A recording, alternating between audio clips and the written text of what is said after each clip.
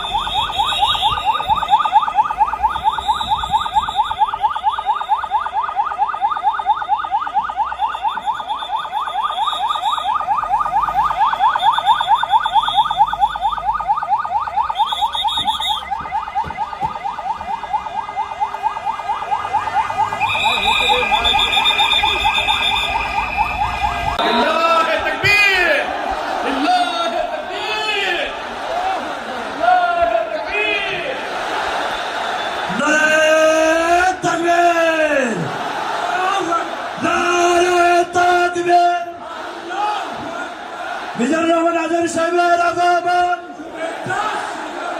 পটুয়াখালীর পক্ষ থেকে, ওয়েলফেয়ার কমিশনের পক্ষ থেকে, পরিষদের পক্ষ থেকে। আজকে আমরা যে টপিকটা নিয়ে আলোচনা করব সেটা হচ্ছে, আমরা যে জীবনে বিপদে পড়ি, আমরা বিপদে পড়লে আমাদেরকে উদ্ধার করে কে? আল্লাহ ছাড়া আমাদের বাঁচানোর কেউ আছে? উদ্ধার করার কেউ আছে? রক্ষা করার কেউ আছে? এজন্য বিপদে পড়লে আমরা চাইবো কার কাছে? আমাদের যাই দরকার হোক আমরা ফরিয়াদ করব কার কাছে? নাকি মাজারে যেয়ে চাবেন? মাজারে যেয়ে চাবেন? অনেকে তো মাজারে যেয়ে কপাল ঘষে, আসে না নাই? মাজারে যেয়ে সন্তান চায়, আছে? এই এলাকায় নাই, এই এলাকার লোকদের আকীদা খালেস আমি জানি। মাজারে যে কপাল ঘষে আর সন্তান চায়। আচ্ছা, মাজারে গেলে সন্তান পাওয়া যায়? আচ্ছা, মাজারে না গেলে যদি বাচ্চা না হতো, গরু ছাগলের যে বাচ্চা হয় ওরা কোন মাজারে মানত করে বলেন? কথা কি বুঝতেছেন? এই যে প্রতি বছর গরু ছাগল ভেড়া এগুলো যে বাচ্চা দেয়, এরা কোন মাজারে যে মানত করে? এজন্য চাইতে হবে একজনের কাছে, তিনি কে? আমার প্রিয় পটুয়াখালীবাসী, মাজার জিয়ারত করা সুন্নাহ। আমরা মাজার জিয়ারত করব, আল্লাহ ওয়ালাদের কবরে যাব, আমরা সেখানে যে সালাম দিব, দোয়া করব, নিজের জন্য করব, কবরে শুয়ে থাকা মাইয়েতের জন্য করব, পুরো মুসলিম উম্মার জন্য করব। কিন্তু কবরে যিনি শুয়ে আছে ওই বাবার কাছে সন্তান চাওয়া যাবে? চাকরি চাওয়া যাবে? সফলতা চাওয়া যাবে? সফলতা দেয় কে? সবাই বলেন নাই, আওয়াজ করে বলেন, সফলতা দেওয়ার মালিক কে?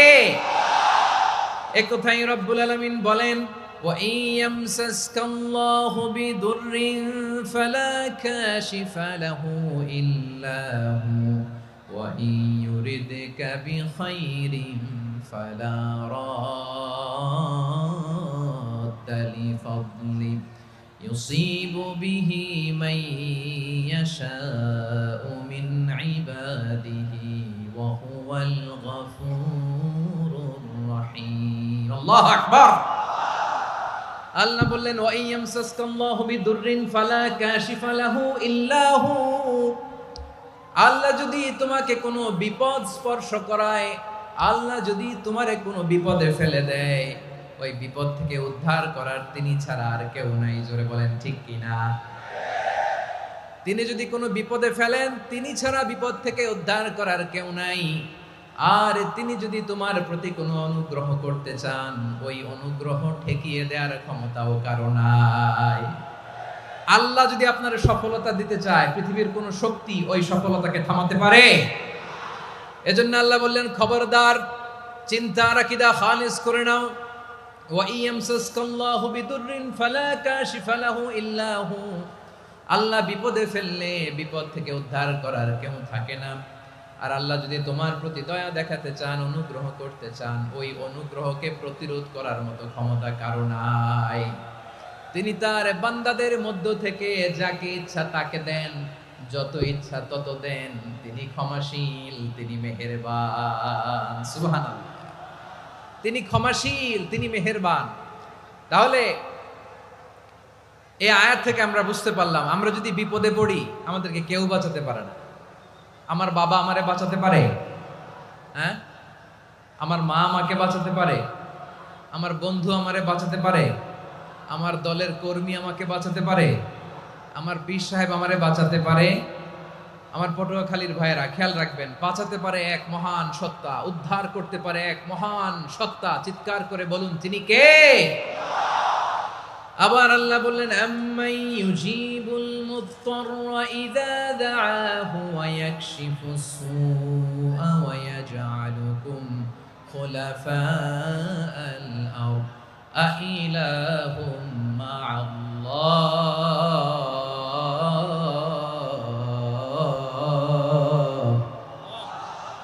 ক্বালিলাম মা তাযাক্কারুন। রব্বুল আলামিন বলেন, বিপদে পড়ে কাতর কণ্ঠে চিন্তাগ্রস্ত হয়ে যখন কেউ ফরিয়াদি হয়ে আল্লাহর ডাকে হাত তোলে, তখন এই ব্যক্তির ডাকে সাড়া দেয় কে?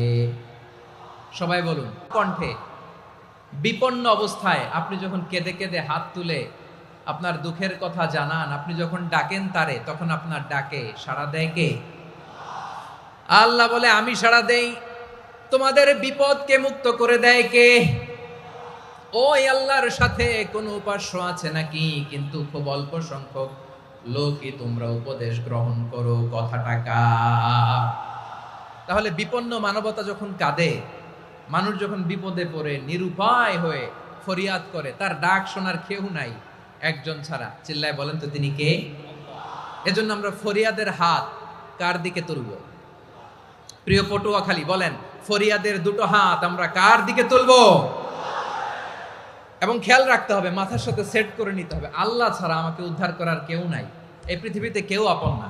প্রিয় ভাইরা, বিপদে বললে বোঝা যায় কেউ আপন না। আপন শুধু একজন মহান সত্তা, তিনি কে? এটা কি আপনারা খেয়াল রাখতে পারবেন? হ্যাঁ, বিপদে আপদে কেউ আমাদের বাঁচাতে পারে না, তরাতে পারে না, মুক্তি দিতে পারে না, উদ্ধার করতে পারে না, একমাত্র আমার প্রভু ছাড়া, আল্লাহ ছাড়া। চিল্লায় বলেন ঠিক কিনা? এবং প্রিয় পটুয়াখালীর ভাইয়েরা, মাথার সাথে এটা সেট করে নিতে হবে যে আমাদের পুরো জীবনটাই পরীক্ষা। পুরো জীবনটাই কি? The life is a test. পুরো জীবনটাই পরীক্ষা। এই জীবনে বিপদ আসবে, আপদ আসবে, পরীক্ষা আসবে, সবার জীবনে এটা থাকে। এক একজনের পরীক্ষা এক এক রকম। আমার পরীক্ষা একরকম, মাসুদ ভাইয়ের পরীক্ষা একরকম, চৌধুরী সাহেবের পরীক্ষা একরকম, আপনার পরীক্ষা একরকম, ওনার পরীক্ষা আবার আরেক রকম। পুরো পৃথিবীটাই পরীক্ষা ক্ষেত্র, সবাই পরীক্ষা দিচ্ছি, কিন্তু কারো পরীক্ষা প্রশ্নের সাথে কারোটার মিল নাই। সুবহানাল্লাহ পড়বেন না? পুরোটাই পরীক্ষা ক্ষেত্র, সবাই পরীক্ষার্থী, কিন্তু প্রশ্নপত্র একটার সাথে আরেকটা মিলে না। One doesn't match the other. একজনেরটার সাথে আরেকজনেরটা মিলে না। কাউকে আল্লাহ তাআলা ধনী বানিয়ে পরীক্ষা করেন। কি বানিয়ে? কথা কি বুঝতেছেন নাকি কষ্ট হচ্ছে? কষ্ট হচ্ছে আপনাদের? কাউকে আল্লাহ ধনী বানিয়ে পরীক্ষা করেন, আবার কাউকে আল্লাহ তাআলা গরিব বানিয়ে পরীক্ষা করেন, কাউকে আল্লাহ অসুস্থ বানিয়ে পরীক্ষা করেন। কেউ দেখবেন যে দুরারোগ্য ব্যাধিতে আক্রান্ত, ডাক্তার বলেছে আর সময় নাই, দুরারোগ্য ব্যাধি, ক্যান্সার, যার নেই কোনো অ্যান্সার, তার জন্য পরীক্ষা হচ্ছে এই রোগ। আরেক লোক দেখবেন তার আবার রোগ বালাই নাই, মাশাআল্লাহ, তাকে আল্লাহ তাআলা আর্থিক দৈন্যতা, দারিদ্রতা দিয়ে পরীক্ষা করছেন। এরকম আছে না নাই? টাকা পয়সা নাই, দিন আনে দিন খায়, যা আছে তাতে চলে না, এটা তার জন্য পরীক্ষা। আবার আরেক শ্রেণীর লোক দেখবেন তাকে আল্লাহ অসুস্থতাও দেয় নাই, দারিদ্রতাও দেয় নাই, তার দাম্পত্য জীবনের সমস্যা আছে না নাই? স্ত্রী কথা শোনে না, অথবা ছেলে মেয়ে কথা শোনে না। তাহলে পরীক্ষা সবার জীবনে আছে, এক একজনের পরীক্ষাটা এক এক রকম। আল্লাহ তাআলা দেখতে চায় যে এই পরীক্ষার সময় আমরা কিরকম রেসপন্স করি, how to deal with the test, কিভাবে এই বিপদ আপদ পরীক্ষাগুলোকে আমরা হ্যান্ডেল করব, ডিল করব। এটা হচ্ছে আজকের আলোচনার বিষয়। বুঝতে পেরেছেন সবাই আমার প্রিয় ভাইয়েরা? তাহলে পরীক্ষাময় আমাদের জীবন, বিপদ আপদ পরীক্ষা, এটা মানুষের পিছু ছাড়ে না। সবার জীবনে পরীক্ষা আছে। নবীদের জীবনেও পরীক্ষা ছিল। সাহাবারা জিজ্ঞেস করেছেন, ইয়া রাসূলুল্লাহ, আইয়ুন নাসি আশাদ্দু বালাআন ফিদ দুনিয়া, এই দুনিয়ার বুকে কাদের পরীক্ষা সবচেয়ে বেশি? বিশ্বনবী বলেছেন, আল আম্বিয়া। এই পৃথিবীতে সবচেয়ে বেশি পরীক্ষা আল্লাহ তাআলা নিয়ে থাকেন নবীদের। কাদের? নবীদের। সুম্মাল আমসাল ফাল আমসাল, এরপরে নবীদের পরের স্তরে যারা, তাদের পরীক্ষা। এরপরে তাদের পরের স্তরে যারা, তাদের পরীক্ষা। সিদ্দিকিনদের, শুহাদাদের, সালিহিনদের, আল্লাহওয়ালাদের। যার ঈমান যত মজবুত, তার জীবনে পরীক্ষাও তত বেশি। চিল্লায় বলেন ঠিক কিনা? তাহলে মুমিনরা, বিশ্বাসীরা, আমরা কি পরীক্ষা বিপদ আপদে ভয় পাই? হ্যাঁ, বিপদ দেখলে ভয় লাগে আপনাদের? ভয় লাগে? হ্যাঁ, না, মুমিনরা বিপদে ভয় পায় না, তারা হতাশ হয় না, সুবহানাল্লাহ, তারা নিরাশ হয় না। বিশ্বাসীরা হাল ছেড়ে দেয় না, তারা ভরসা রাখে একজনের উপর। চিল্লায় বলতে হবে তিনি কে? কারণ মুমিন জানে the grief isn't permanent, the test isn't permanent, the struggle in our life isn't permanent. আমাদের জীবনের দুঃখ, কষ্ট, স্ট্রাগল, এগুলো পার্মানেন্ট নয়। after every difficulties there is an ease. সব কষ্টের পরেই একটা সুখ আছে না নাই? রব্বুল আলামিন বলেন, ফা ইন্না মাআল উসরি ইউসরা, ইন্না মাআল উসরি ইউসরা, ভয় পেও না, চিন্তা করো না, কষ্টের সাথেই আমি রেখে দিয়েছি স্বস্তি। সুবহানাল্লাহ বলেন। মুমিন জীবনে বিপদ যত বেশি, কষ্ট যত বেশি, তার সামনে সফলতা তার চেয়েও বেশি। ঠিক কিনা বলেন? কারণ বিশ্বাসীরা জানে রাত্রি যত গভীর হয়, সুবহে সাদিকের সময় তত আগাতে থাকে। গর্ভবতী নারীর পেটের ব্যথা যত বাড়তে থাকে, ঘরে নতুন মেহমান আগমনের সময় ঘনাতে থাকে। মুমিনদের উপর বিপদ, অত্যাচার, আপদ, পরীক্ষা যত বাড়তে থাকে, কালেমার পতাকা উড্ডয়নের সময় কাছে আসতে থাকে। বিশ্বাসীদের এগুলো হিসাব মিলানো অনেক আগে, এগুলো অনেক আগে হিসাব মিলানো। দুঃখের আধার শেষে সুখের আলো মিটি মিটি হাসে। চিল্লায় বলেন ঠিক কিনা?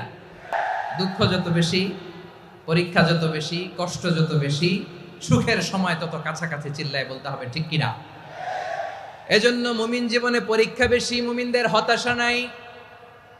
মুমিনরা নিরাশ হয় না, হতাশ হয় কাফিররা। মুমিনরা কখনো হাল ছেড়ে দেয় না, মুমিনরা ভরসা রাখে একজনের উপর, তিনি কে? তাহলে আমার প্রিয় পটুয়াখালীবাসী, বিপদ থাকবে, পরীক্ষা থাকবে, এই বিপদ থেকে আমাদেরকে উদ্ধার করবেন একজন, তিনি কে? আমরা শুধু আল্লাহর উপরই ভরসা রাখবো। রাজি আছেন তো?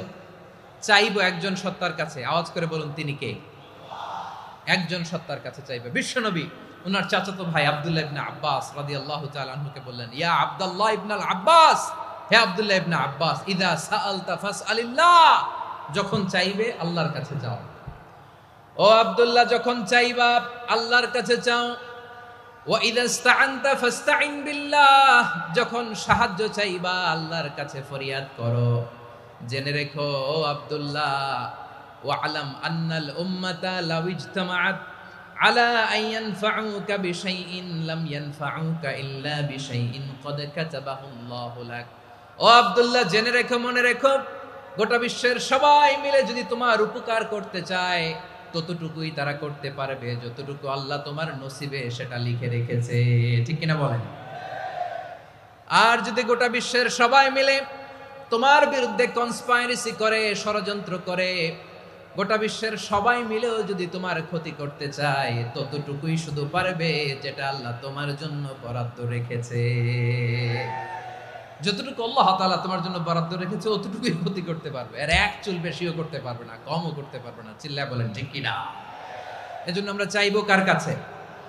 সবাই বলেন নাই, আওয়াজ করে বলেন, কার কাছে? সব সময় আমরা আল্লাহর কাছে চাইবো, বিপদে আপদে, সুখে দুঃখে, সচ্ছল অবস্থায় অসচ্ছল অবস্থায়, পরাজয়ের সময় বিজয়ের সময়, সব সময় আমরা ভরসা রাখবো কার উপর? সবাই বলুন। একদল লোক আছে যারা বিপদে পড়লে আল্লাহরে ডাকে, আছে না নাই? পটুয়াখালীতে মাশাআল্লাহ নাই। বিপদ আসলে আল্লাহরে ডাকে, বিপদ নাই আল্লাহও নাই। বিপদে পড়লে নামাজ পড়ে, বিপদও নাই নামাজও নাই। বিপদে পড়লে জিকির করে, বিপদ যখন চলে যায় ওদের জিকিরও বন্ধ হয়ে যায়। এরকম আছে না নাই? কিছু লোক দেখবেন পরীক্ষা আসলে নামাজ পড়ে, আছে আছে? জেনজি আওয়াজ করো, এরকম আছে? এই কমন পড়ে গেছে, কমন পড়ছে। দেখবেন পরীক্ষার সময় নামাজ পড়ে, পরীক্ষাও নাই নামাজও আছে। এরকম কিছু লোক আছে অসুস্থ হলে আল্লাহরে বড্ড ভালোবাসে, আল্লাহরে খুব ডাকে। অসুস্থ হইলে অসুস্থতাও নাই, আল্লাহ স্মরণও নাই। দেখবেন কিছু লোক নির্বাচন আসলে খুব আল্লাহ আল্লাহ হয়ে যায়,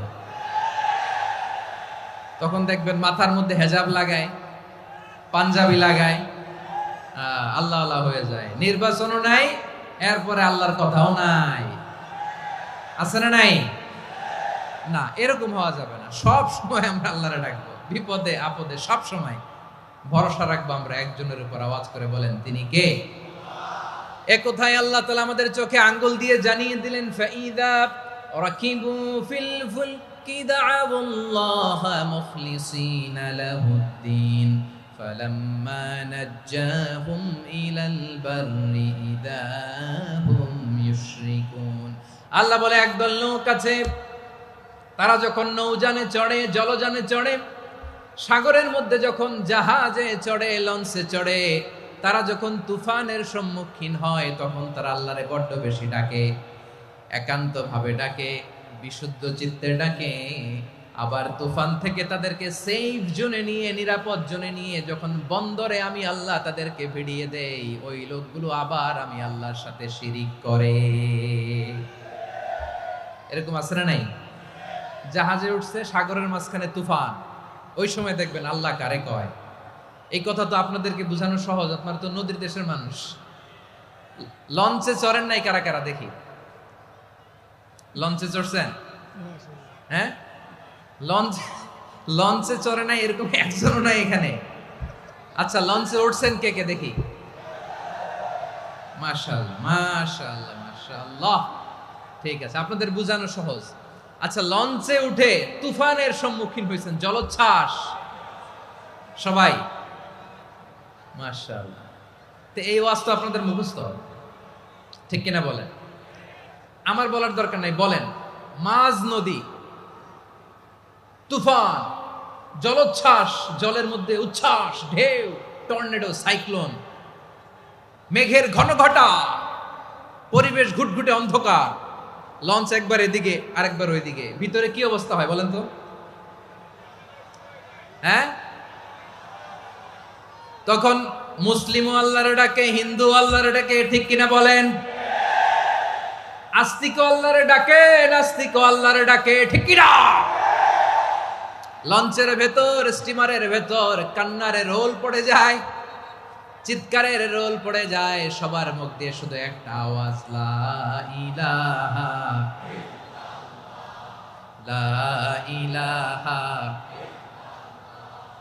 লা ইলাহা সুবহানাল্লাহ আলহামদুলিল্লাহ লা ইলাহা। আল্লাহ নামের জিকির করবে যারা, আল্লাহর কাছে প্রিয় তারা, আল্লাহর কাছে প্রিয় যারা, জান্নাতে প্রবেশ করবে তারা, জোরে লা ইলাহা লা ইলাহা ইল্লাল্লাহ লা ইলাহা ইল্লাল্লাহ মুহাম্মাদুর রাসূলুল্লাহ সাল্লাল্লাহু আলাইহি ওয়াসাল্লাম। আমার প্রিয় পটুয়াখালীবাসী, তাহলে লঞ্চের ভেতরে যখন আমরা তুফানের মধ্যে পড়ি, তখন সবাই মিলে আমরা একটা নামের জিকির করি। নামটা কার? মুসলমানেরাও ডাকে, হিন্দুরাও ডাকে, আস্তিকও ডাকে, নাস্তিকও ডাকে, সবাই ডাকে একজনকে, তিনি কে? আবার দেখবেন ওই আল্লাহ তুফানের পরে, ঝড়ের পরে ওই লঞ্চটাকে যখন সদর ঘাটে ফিরিয়ে দেয়, আবার আমরা নাফরমানি শুরু করে দেই। সে কোথায় আল্লাহ বললেন, ফাইদা রাকিবু ফিল ফুলকি দা'আউল্লাহ মুখলিসিনা লাহুদ্দিন ফালাম্মা নাজ্জাহুম ইলাল বাররি ইযা হুম ইউশরিকুন। সাগরে যখন তুফানে পড়ে আমি আল্লাহর ডাকে, আবার আমি আল্লাহ যখন বাঁচিয়ে দেই, আবার আমি আল্লাহর সাথে শিরিক শুরু করে, আমরা কি এরকম হতে চাই নাকি? এরকম করবেন? হ্যাঁ না, আমরা তুফানে পড়লেও আল্লাহরে ডাকি, আবার বাঁচায় দেওয়ার পরেও ডাকি কারে? আল্লাহকেই ডাকি। বিমানের মধ্যে মাঝে মাঝে দেখবেন যে এয়ার টার্বুলেন্স হয়, জানেন? এয়ার টার্বুলেন্স জানেন তো? মাঝে মাঝে বিমানটা বাউন্সিং করে, বাম্পি, ভেরি বাম্পি ওয়েদার। শোনেন নাই?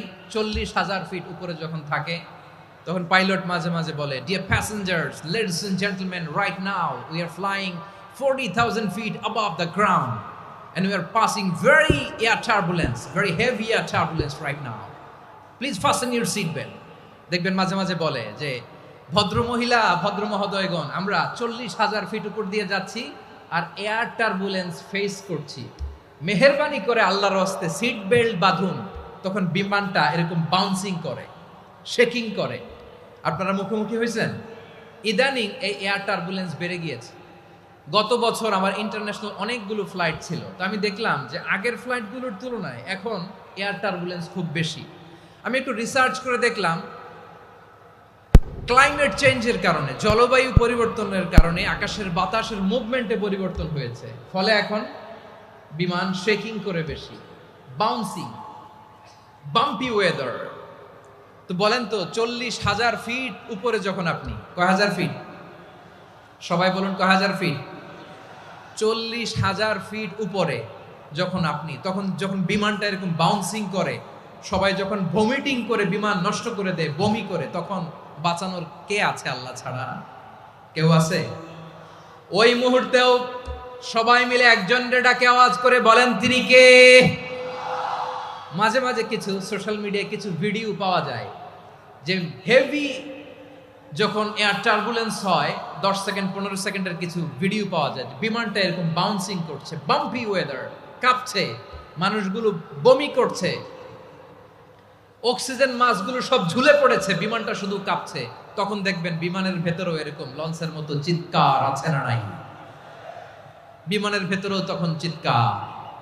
গত বছর হিথ্রো এয়ারপোর্ট থেকে সিঙ্গাপুর এয়ারলাইন্সের একটা ফ্লাইট হিথ্রো টু চাঙ্গি একটা ফ্লাইটে এমন বেশি এয়ার টার্বুলেন্সের শিকার হয়েছিল ওই এয়ারক্রাফটটা, 33 জন যাত্রী সেখানে আহত হয়েছে, একজন যাত্রী নিহত হয়েছে।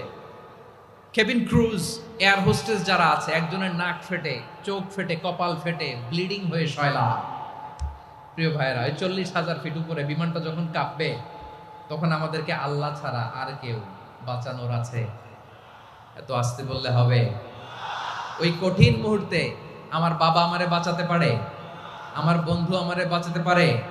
এই গ্রাউন্ডে, জমিনের বুকে আমার প্রোটোকল, আমার ক্ষমতা, আমার দাম্ভিকতা কোনো কিছু আমারে বাঁচাতে পারে? একজন ছাড়া। চিল্লায় বলতে হবে, তিনি কে? সে আল্লাহ বললেন, গোলাম আমি বিপদের সময় ঠিকই তোমাদের বাঁচিয়ে দেই। ওই বিমানের ভেতরে 40,000 ফিট উপরে যখন তোমরা এয়ার টার্বুলেন্সের শিকার হও, তখন নাস্তিকও আল্লাহরে ডাকে, হিন্দু আল্লাহরে ডাকে। জোরে বলেন ঠিক কিনা? আবার বিমানটা যখন শান্ত হয়ে যায়, একটু পরেই বিমানের স্ক্রিনের মধ্যে হিন্দি সিনেমা খোঁজে। বিমানের স্ক্রিনে কিন্তু বিশাল ওখানে আফলাম ফিল্মের একেবারে বোঝাই করা। বিমানটা শান্ত হলে আবার হিন্দি সিনেমা দেখা শুরু করে। একটু আগে ডাকছিল কারে? দেখবেন বাংলাদেশে আমাদের ক্রিকেটাররা যখন অন্য কোনো দেশের সাথে খেলে, অনেক সময় এমন হয়, বল বাকি একটা, রান দরকার 6টা। বল বাকি কয়টা? পটুয়াখালী বোঝে নাই বোধহয়। বল বাকি কয়টা? রান দরকার। আপনি দেখবেন ক্যামেরাম্যান তখন গ্যালারিতে খালি দেখায় দর্শকদের যে কি অস্থিরতা। হিপ হপ স্টাইলের মেয়েটা, যে মেয়েটার ওড়না এতক্ষণ ছিল গলায়, এতক্ষণ কইছিল, ওই মেয়েটা দেখবেন ওড়নাটা টেনে মাথায় দিয়ে এরকম মুনাজাত ধরতেছে, আল্লাহ আল্লাহ, একটা সক্কা, আল্লাহ আল্লাহ, আমার লাল সবুজের পতাকারে তুমি অপমানিত কইরো না আল্লাহ, ইন্ডিয়ার সাথে আমাদের খেলা, আল্লাহ আল্লাহ, একটা সক্কা, একটা। পুরো খেলা জুড়ে এই মেয়ের ওড়না ছিল গলায়, কিন্তু যখন 1 বলে 6 রান দরকার, ওড়না চলে আসছে কোথায়? মাথায়। আবার মুনাজাত আছে না নাই? ঠিকই বাংলাদেশের দামাল ছেলে এমন এক শট মারলো, বল চলে গেল স্টেডিয়ামের বাইরে, ছক্কা, জিতে গেলাম আমরা। পুরো স্টেডিয়াম জুড়ে চিৎকার, হই হুল্লোড়, মৌজ মাস্তি। যেই মেয়েটা মাথার মধ্যে ওড়না দিয়ে এতক্ষণ সুবহানাল্লাহ সুবহানাল্লাহ বলে আল্লাহর কাছে দোয়া করেছে, ওই মেয়ে এখন আবার ওড়না ফেলে দিয়ে নাচা শুরু করে দিয়েছে। তাহলে আল্লাহর ভয়, আল্লাহর প্রতি আস্থা, বিশ্বাস, ভালোবাসা, এটা কি ক্ষণিকের জন্য? মানে আমার যখন লাগবে তখন আল্লাহরে ইউজ করবো নাকি? হ্যাঁ, বিপদে আপদে, সুখের সময় দুঃখের সময়, সচ্ছল অসচ্ছল অবস্থায় বিশ্বাসীরা ভরসা রাখে একজনের উপর। চিৎকার করে বলো, পটুয়াখালী তিনি কে? সে আল্লাহ বললেন, গোলাম মনে করো না জাহাজ থেকে সদরঘাটে ভিড়িয়ে দিলাম, তুমি নিরাপদ হয়ে গেছো। মনে করো না 40,000 ফিট থেকে সেফ ল্যান্ডিং এর পরে এয়ারপোর্টে নেমে গেলেই তুমি নিরাপদ হয়ে গেছো। ও মিয়া, বিপদ কি শুধু সাগরে আর আকাশে? ঘরের ভেতরও বিপদ আসতে পারে কি পারে না? এজন্য সূরা মুলক আল্লাহ বললেন, আমিনতুম মান ফিস সামাই আন ইয়াখসিফা বিকুমুল আরদা ফাইদা হিয়া তামুর। তোমরা কি ভাবছো তোমরা নিরাপদ? সাগরের মধ্যে তুফান, আল্লাহ আল্লাহ ডাকলাম, সদরঘাটে যেয়ে পড়ছি, বাইসা গেছেন তো আপনি। আর পাবে আপনারে আল্লাহ? আল্লাহরে তো সাগরের মাঝখানে তো আল্লাহ আপনারে পাইছিল, আর তো পাবে না। আর পাবে আপনারে? আর আল্লাহ ধরতে পারবে আপনারে? ঘরের ভেতরও বিপদ দিয়ে আটকাতে পারে কে? 5 স্টার 7 স্টার হোটেলের ভেতরেও আমাকে বিপদের মধ্যে ফেলে দিতে পারেন কে? আল্লাহ বললেন, তোমরা কি ভেবেছো তোমরা নিরাপদ? আমি চাইলে ল্যান্ডস্লাইডস, ভূমি ধস দিয়ে 1 লক্ষ 1 মুহূর্তে নিয়ে যেতে পারি। এক সুনামি দিয়ে থাপ্পড় মেরে 3 লক্ষ সাগরের ভেতরে ঢুকায় দিতে পারি। 1 সেকেন্ডও লাগে না আমার। أم أمنتم من في السماء أن يرسل عليكم حاصبا فستعلمون كيف نذير আল্লাহ চাইলে আকাশ থেকে পাথর বৃষ্টি নাজিল করতে পারেন কি পারেন না? এই মুহূর্তে এখানে ভূমিকম্প দিতে পারেন কি পারেন না? আচ্ছা, ভূমিকম্প যখন হয় আমাদের কারো হুঁশ থাকে? আপনি মনে করছেন আমরা সাধারণ মানুষ, আমরা দৌড় দেই, আর প্রেসিডেন্ট প্রধানমন্ত্রী ওনারা বুঝি খাটে শুয়ে থাকে? কথা বুঝে নাই বোধহয়। ভূমিকম্প, আর্থকোয়েক যদি হয়, বাঁচার জন্য আমরা কি করি? হয় খাটের তলায়, ডাইনিং টেবিলের নিচে, উপরে শক্ত কিছু আছে এটার নিচে, অথবা ঘর থুইয়া দেও দৌড়। তো প্রধানমন্ত্রী উনি কি করে? প্রেসিডেন্ট উনি কি করে? হ্যাঁ, উনি খাটের মধ্যে যে শুয়ে থাকে নাকি? উনিও দৌড়, সাধারণ মানুষও দৌড়, প্রধানমন্ত্রীও দৌড়, বাড়িওয়ালাও দৌড়, ভাড়াটিয়াও দৌড়, সবাই দৌড়। নাকি ভাড়াটিয়ারা বাড়ি থুইয়া দৌড়, বাড়িওয়ালারা আর বেরোয় না? এরকম না। তাহলে যে কোনো মুহূর্তে ভূমিকম্প দিয়ে নাস্তানাবুদ করতে পারে কে? আমার প্রিয় ভাইয়েরা, আমরা নিরাপদ নই, আমরা তার দয়ায় বেঁচে আছি। কার দয়ায়? এজন্য আল্লাহ বললেন, গোলাম, যে কোনো মুহূর্তে বিপদ দিয়ে তোমাদেরকে নাস্তানাবুদ করতে পারি। বিশ্বাসী বলে যদি নিজেকে দাবি করো, সব সময় ডাকতে হবে একজন সত্তাকে। বলেন তিনি কে? এই কথা ক্লিয়ার? এই সবগুলো উদাহরণ শেষে সবার কাছে ক্লিয়ার হয়েছে না যে বিপদ থেকে, আপদ থেকে, পরীক্ষা থেকে, ক্যালামিটি থেকে আমাদেরকে কেউ বাঁচাতে পারে না একজন সত্তা ছাড়া। আবারও বলেন তো তিনি কে? ক্লিয়ার? হ্যাঁ, সবাই বুঝতে পারছেন? আচ্ছা, এবার আমরা দেখি বিষ্ণু ঈসা ইসলামের জীবনে বিপদ আপদ ছিল কিনা। উনি বিপদ আসলে কিভাবে ডিল করতেন, বিপদ আসলে কোন দোয়া পড়তে হয়, কিভাবে ফরিয়াদের হাত উত্তোলন করতে হয়, কিভাবে রবের দরবারে নতজানু হয়ে ফরিয়াদ করতে হয়, এটা জানার দরকার আছে না নাই? আসুন আমরা বিশ্বনবীর জীবনী থেকে দেখি বিপদ আসলে উনি কি করতেন। বিপদ আসলেই প্রথমে বিশ্বনবী সাল্লাল্লাহু আলাইহি ওয়াসাল্লাম একটা দোয়া পড়তেন। কি পড়তেন? তিনি পড়তেন, ইন্না লিল্লাহি ওয়া ইন্না ইলাইহি রাজিউন। নিশ্চয় আমরা আল্লাহর জন্য, নিশ্চয় আমরা কার দিকে ফিরবো ভাই? আবার কার দিকে ফিরবো? আওয়াজ করে বলুন তো, আমরা এসেছি কার কাছ থেকে? আবারও ফিরে যাব কার কাছে? এজন্য বিষ্ণুই পড়ছেন, ইন্না লিল্লাহি ওয়া ইন্না ইলাইহি রাজিউন। নিশ্চয় আল্লাহর জন্য, ওই আল্লাহর দিকেই আমরা ফিরে যাব। তারপরে বিষ্ণুই পড়তেন, আল্লাহুম্মা আজুরনি ফি মুসিবাতি ওয়াখলুফ লি খায়রাম মিনহা। একসাথে প্রথমে পড়তেন ইন্না লিল্লাহি ওয়া ইন্না ইলাইহি রাজিউন, তারপর পরই পড়তেন আল্লাহুম্মা আজুরনি ফি মুসিবাতি ওয়াখলুফ লি খায়রাম মিনহা। মানে আল্লাহ, এই যে আমি বিপদে ধৈর্য ধারণ করলাম, এটার সব তুমি আমার দাও, আর যেটা হারালাম এর চেয়ে ভালো কিছু দিয়ে মেকআপ করে দিও, ভালো কিছু দিয়ে বদল করে দিও। সুবহানাল্লাহ পড়েন। তাহলে বিপদ আসলে আমরা কি পড়ব? কথা বলেন। এই যে আমি শুয়েছিলাম, নাশিদ গাচ্ছিল ওরা, এদেশে পরস্পরে দেখা হলে দেয় সালাম, এদেশে আমজনতার হৃদয় জুড়ে পাক কালাম, এদেশে বিপদ এলে সর্বজনে সর্বক্ষণে দোয়া পড়ে ইন্না লিল্লাহ। কি পড়ে? সুবহানাল্লাহ সুবহানাল্লাহ সুবহানাল্লাহ সুবহানাল্লাহ। এদেশে আজান শুনে সূর্য ওঠে শহর গ্রামে, এদেশে আজান শুনে সূর্য ডুবে সন্ধ্যা নামে, এদেশে সকল কাজে সবাই বলে বিসমিল্লাহ, এদেশে ভালো কিছু দেখে শুনে হাসি মুখে সবাই বলে মাশাআল্লাহ। সুবহানাল্লাহ পড়েন। তাহলে বিপদ এলে আমরা কি পড়ি? কথা বুঝলে সবাই উত্তর দিতে হবে। বিপদ এলে কি পড়ি? তাহলে বিপদ এলেই আমরা এখন থেকে ইন্না লিল্লাহ পড়বো, নাকি হাই হুতাশ করবেন? একদল আছে হাই হুতাশ করে, হায় আল্লাহ রে মোর কি হইল রে, মই কি হরমু রে, মই কমবে জামু রে। আছে না নাই?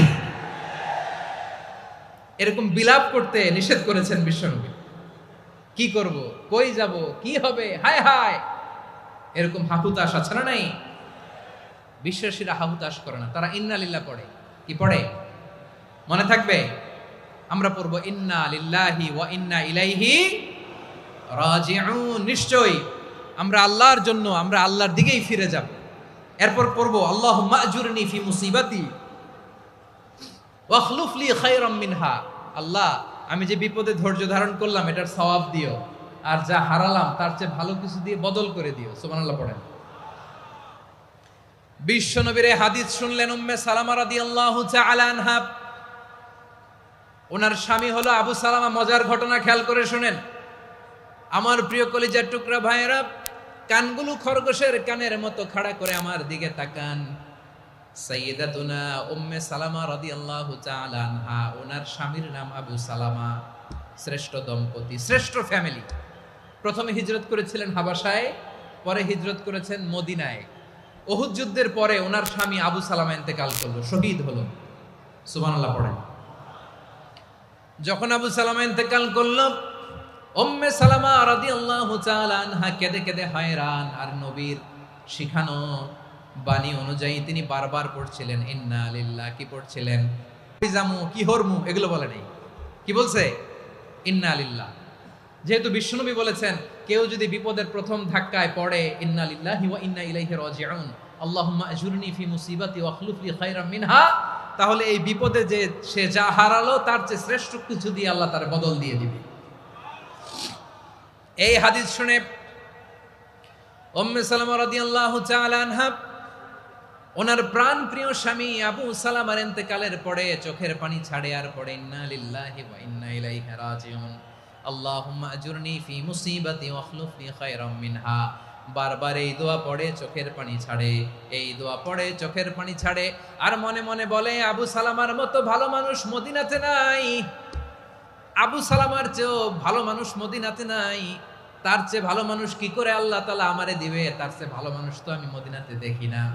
চোখের পানি দিয়ে বুক ভাসায় আর নবীর হাদিসের উপর আমল করে পড়ে ইন্না লিল্লাহি ওয়া ইন্না ইলাইহি রাজিউন, ইন্না লিল্লাহি ওয়া ইন্না ইলাইহি রাজিউন। পড়তে পড়তে চোখের পানি ছাড়ে আর চিন্তা করে বিশ্বনবী বললেন এই দোয়া পড়লে যেটা হারালাম তার চেয়ে ভালো কিছু দিয়ে আল্লাহ পুরস্কার দেয়। আবু সালামার চেয়ে ভালো মানুষ মদিনার মধ্যে আর কে হতে পারে? কি আজীব তামাশা, কি অবাক করা ঘটনা। কিছুদিন পরে দেখা গেল সাইয়্যিদুল মুরসালিন রাহমাতাল লিল আলামিন স্বয়ং বিশ্ব নবী উম্মে সালামাকে বিয়ের প্রস্তাব পাঠিয়েছে। স্বয়ং বিশ্ব নবী উম্মে সালামা রাদিয়াল্লাহু তাআলা আনহাকে বিয়ের প্রস্তাব পাঠিয়েছেন। উনি রাজি হয়ে গেলেন, বিয়ে হয়ে গেল। উনি হয়ে গেলেন উম্মুল মুমিনিন, আমাদের মা, পুরো মুসলিম উম্মার মা। চিৎকার করে বলেন আল্লাহু আকবার।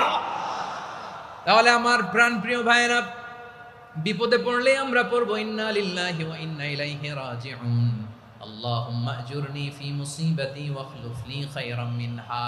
পড়বেন? পড়বেন না? যারা যারা বিপদ আসলে এই দোয়াটা পড়বেন এখন থেকে আওয়াজ করে ইনশাআল্লাহ বলেন। যা হারাইছেন তার চেয়ে শ্রেষ্ঠ জিনিস দিয়ে বদলা দিবে কে?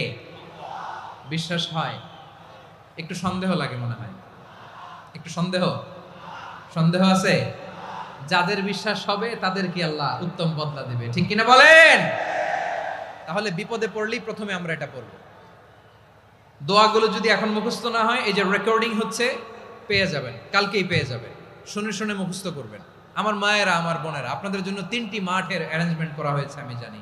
আপনারাও এই দোয়াগুলো পড়বেন, আপনার স্বামীকে শেখাবেন, সন্তানকে শেখাবেন, আপনার পুরো পরিবারটাকে জান্নাতের টুকরো বানিয়ে দিবে কে? তাহলে বিপদ আসলে প্রথমে কি পড়তে হবে এটা জেনে গেলাম। এরপরে বিপদ আসলে নিজেকে কি করে আল্লাহর কাছে সঁপে দিতে হয় এটাও জানার দরকার আছে না নাই?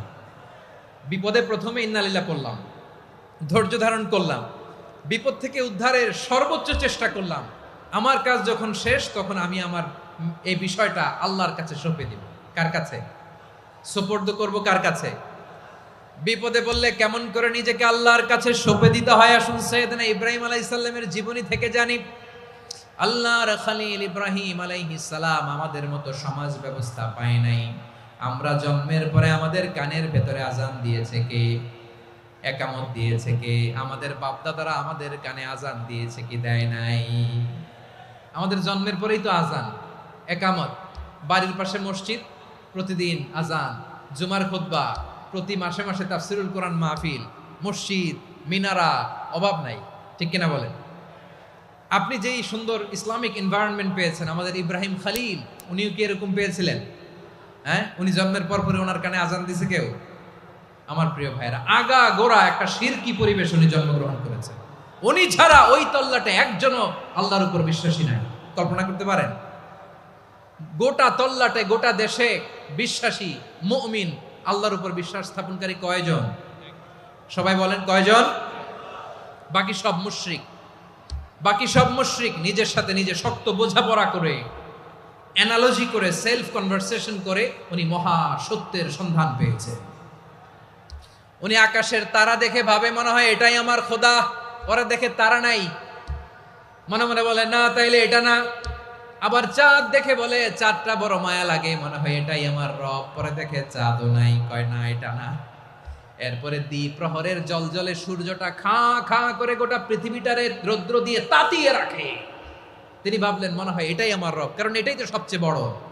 কিন্তু বিকেল বেলা ওই সূর্যটাও যখন চলে যায়, সাইয়েদনা ইব্রাহিম বলে না এটাও তো নাই। আমার খোদা যদি আমারে ছেড়ে চলে যায়, বিপদে পড়লে আমারে উদ্ধার করবে কে? এভাবে নিজের সাথে অ্যানালজি, সেলফ কনভারসেশন করতে করতে করতে তিনি মহা সত্যের সন্ধান পেয়েছেন। সুবহানাল্লাহ পড়েন। সব শেষে তিনি ডিসিশন নিয়ে ঘোষণা দিলেন, ইন্নী ওয়াজ্জাহাতু ওয়াজহিয়া লিল্লাযী ফাতারাস সামাওয়াতি ওয়াল আরদা হানিফান ওয়া মা আনা মিনাল মুশরিকিন। নিশ্চয় আমি এমন সত্তার দিকে মনোনিবেশ করলাম, মুখাপেক্ষী হলাম, যিনি আকাশ বানিয়েছেন, জমিন বানিয়েছেন, আমি মুশরিক নই। সুবহানাল্লাহ। পারতেন? আপনি পারতেন? কেউ নাই, লক্ষ লক্ষ মুশরিক, আপনি একা। ওনার মতো এরকম বিচক্ষণতা দিয়ে আল্লাহরে খুঁজে পাইতে পারতেন আপনি? কি নবী ছিল, আল্লাহকে খুঁজে পেয়েছে। যখন আল্লাহর ইবাদত শুরু করলো, এই কথা ছড়ায় পড়লো চারদিকে। নমরুদ সাইয়েদনা ইব্রাহিমকে ডেকে পাঠালেন। নমরুদ বলে, ইব্রাহিম তুমি নাকি মূর্তির পূজা না করে কোন নতুন রবের ইবাদত করো, কে তোমার রব? সাইয়েদনা ইব্রাহিম বললেন, রব্বি আল্লাযী ইউহয়ী ওয়া ইউমীত, আমি এমন রবের ইবাদত করি যিনি জীবন দেন, যিনি মৃত্যু দেন। নমরুদ বলে, তাই নাকি? তোমার রব জীবন দেয়, মৃত্যু দেয়? আর এটা তো আমি দেই, আমিও তো জীবন দেই, আমিও তো মৃত্যু দেই। সাইয়েদনা ইব্রাহিম বললেন, কেমন করে তুমি জীবন দাও, মৃত্যু দাও, একটু দেখাও তো। নমরুদ জেলখানা থেকে দুজন কয়েদিকে ডেকে আনলো। কয়েদি এনে অর্ডার করলো, একটাকে এখনই শিরোচ্ছেদ, হেড অফ, ডেথ পেনাল্টি, মৃত্যুদণ্ড দেয়া হলো। ফিনকি দিয়ে রক্ত বেরোলো। নমরুদ বলে, দেখো দুজনকে ধরে আনলাম, একজন কয়েদিকে দিলাম ডেথ পেনাল্টি, মৃত্যুদণ্ড, ওরে মৃত্যু দিলাম। আরেকজন যে দাঁড়িয়ে আছে, চাইলে ওরেও আমি মৃত্যুদণ্ড দিতে পারি, কিন্তু না, ওরে আমি দিব না, ওরে আমি বাঁচাইয়া দিলাম, ছেড়ে দিলাম, মানে জীবন দিলাম। দেখো ইব্রাহিম, তোমার চোখের সামনে একজনরে মৃত্যু দিলাম, আর একজনরে জীবন দিলাম। আপাত দৃষ্টিতে তাই তো, একজনরে তো জীবন দিল, আরেকজনরে মৃত্যু দিল। সাইয়েদনা ইব্রাহিম এবার বিপাকে পড়ে গেলেন। কিন্তু এক একজন নবীকে আল্লাহ এমন উইজডম, বিচক্ষণতা দিয়ে এই জমিনে পাঠিয়েছেন। মুহূর্তের মধ্যে আল্লাহর খলিল ইব্রাহিম বললেন, ফাইন্নাল্লাহা ইয়াতি বিশ-শামসি মিনাল মাশরিকি ফাতি বিহা মিনাল মাগরিব ফাবুহিতাল্লাযী কাফার। আল্লাহর খলিল ইব্রাহিম বললেন, নমরুদ বুঝলাম তুমি জীবন দাও, মৃত্যু দাও, দেখলাম, কিন্তু আমার রব, আমার আল্লাহ প্রতিদিন সকালবেলা উষা লগ্নে ওই পূর্ব দিগন্ত থেকে সূর্যটাকে উদিত করেন, সাঁঝের বেলা, বিকেল বেলা, কুথুরি লগ্নে, সন্ধ্যা বেলা ওই দ্বিপ্রহরের জল জলে সূর্যটাকে পশ্চিম দিগন্তে ডুবিয়ে দেন।